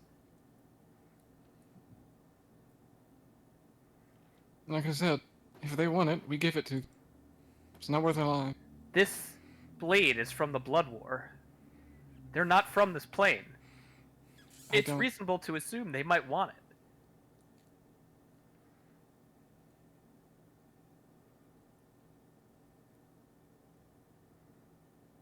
I intended to discard it as it stands either way. I'm going to take a look at the circlet. It appears magical. It appears to be of exotic construction. Do I think it's extraplanar, or is it from Toril? You think it's from Toril. The only extraplanar object I believe to be is the dagger, yeah? It says something about a Tanari. You recognize the construction. Definitely, as you said, an artifact of the Blood War. I would bet that this is it, and we can keep our mithril. Let's wait till Latro gets back. Yeah, makes sense. So sorry. Face of the party, Latro. Quite right. Well, I think they want this blade. They're not from the Prime. This thing is not from the Prime, this dagger. I would bet these are connected. And they're way more interested in that than some rock from the Prime material plane. So again, Taldred is only working off of like secondhand information. And he says, but you said Alex said that people would be coming for the mithril she was mining? Is that what she said? No, she didn't say what they were coming for. She said so like I'm just gonna cross table this. She implied that what they were there for wasn't quite ready, by which I assume she meant she hadn't mined all the mithril yet. I think that's up in the air. She just said whatever she was doing wasn't done. Right. Rather Yes. seemed like it was important, considering that she chopped off her own arm to finish the job. Is that what she did? That Yeah. was in character. Oh, You passed the table, right? With blood on it? I saw that. I didn't. What? How does chopping her arm off make her mind faster? Well, it helps when Sir Vadazampo is whispering in her ear the entire time. I suppose the arm doesn't get tired when it's technically dead. We're going to be technically dead soon. We need to deliver this. I'll handle it. Okay. We This are is what coming I with do. you. Yes, absolutely. God, you fucking better. When you exit the cave, the session ends. Okay. So let's see. So I've got miners covered in blankets. Perhaps we should take all the blankets just because it's fucking cold out. You think? I'm taking a Stuff 'em in blanket. back. I am 100% taking a blanket. Yeah. I was gonna say, if we got rid of Alex's body, should we just pretend we never found her? You have her arm in your backpack, so maybe that's a good thing to get rid of. So yeah, I Do maybe. we know that she has her Suspect. arm in the backpack? That was across the table. Oh, okay. If we intend to lie, it's best that one person does it instead of everyone attempting to deceive them. I Like agree. said, I'll handle it.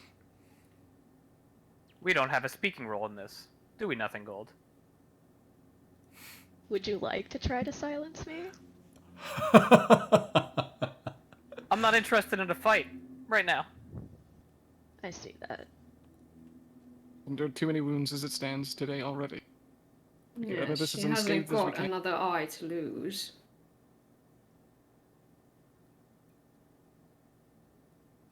I appreciate all of your candor. I'm just trying to get out of this situation alive. Here, here. On our best behavior, then. Before we even like move out of the cave, though, I will be using another enhance ability here, which will remove it from Gastmir. But I'm going to give myself the charisma one, which I can never remember the name of. 1 second. It's like Enhance ability. snake something, right? Snake's tongue or something. Yeah. No, actually, it's not. it's It's Eagle Splendor. Splendor. Yeah, which is why I Yeah. can never remember it. It's like, what the fuck? Eagle Splendor? All right, I guess. Those eagles, so damn charismatic. I think if they're doing magical preparations too, Nothing Gold will offer to ward Taldred with Sanctuary. Oh, thank you. Well, if you're going to be out in front, you will be drawing the most of their ire, so... There will be no ire. People, no ire. Stop with the ire. Do you think people are just naturally drawn to like you? And she says this, like, not sarcastically, she's, like, very confused. Taldred think I'm- says, yeah, no, Taldred says, well, yes, because I'm infinitely handsome and infinitely witty. Yes, but are they even going to be able to understand your handsome wit? Oh, absolutely. I think as long as Miss Worthware doesn't open her mouth, everything should be fine. I will glare at Gasmir. We're all friends here. We need to be friends out there. If Well, these it is are a- folks from the Blood War, I speak their language. Best not. Whenever you speak someone's language, it seems to go poorly. If you have to translate, so be it. I do think that Taldred is our best bet in trying to communicate what we need from them. I am Like happy that. with Taldred. Anybody who wants to take a shot at me, save it for after we're done with this. You can take all the shots you like, I'll punch back. For now, Taldred, at the front, I can speak languages from not this plane. I'm informing you of my utility, and I'm sick and tired of this insinuation, the situation, and I'll just throw my hands up in a huff. If possible, Brenner would like to put a hand on Ada's shoulder as if to try to calm her down, he'll pull his visor up as if to make eye contact. I meant no punch. I trust you. Otherwise... He catches something in the back of his throat. I apologize for not being faster to the draw. I impress upon you. Never again. You're under my ward, and I failed you. Mr. Oswick, don't make promises you can't keep. He turns around abrupt. I never do. I'll grasp Oswick's arm warmly. We carry on then. Convention task. Taldred is smiling and nodding, and inside he's thinking, we are so fucking dead. Okay, I have a mechanics question. If I have a spell that is of a lower spell slot, can I cast it in a higher spell slot, even if there's nothing that can be gained from that? Yes. Yes. Okay, I'm gonna say depends. What's the spell? Can I just Tongues. ask? Oh yeah, that's fine. Yeah, that's fine. Yeah, you can always burn a lower level slot from or a higher level slot for a lower level spell. assumed as much. I but just- it was important because I'm out of third level spell slots, so it's important that this is right. I just wanted to know exactly what you're doing before I said yes. Yeah, because he may need to use it in the near future. We'll see. Actually, oh, is this a hand on the piece situation still? 'Cause Depends. Here's my question. Okay, I could have actually cast enhance ability at a higher level, which would have allowed me to given charisma bonuses to 2 people, and then save that 3rd spell slot for tongues. That sounds. Everything that's currently happening is basically the ready phase for what happens next. So yes, I don't think it's a retcon to say I would have cast that way. What we're doing right now is across the table prep for what occurs at the beginning of next session. So I'm with you. We're buffing before we Yeah. pull the boss. Okay, yeah. Yeah. So I'm thinking that's good. If Ada, because she said that she is able to speak a lot of different languages and whatnot, so if anyone's going to be in a position to say something, it will most likely be her. So I think I'm going to go with Eagle Splendor on me and Ada. How much does that adjust your charisma by? Oh no, it's just a what do you call it? It's a advantage on all charisma rolls. Oh right, it's advantage on all charisma checks. Got it. We're going to be talking out of our ass here real soon.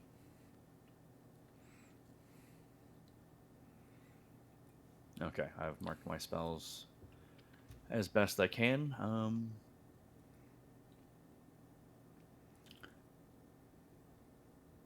Any closing thoughts? I think we're right up on the edge here. I think we'll probably revisit some of this right before we walk outside.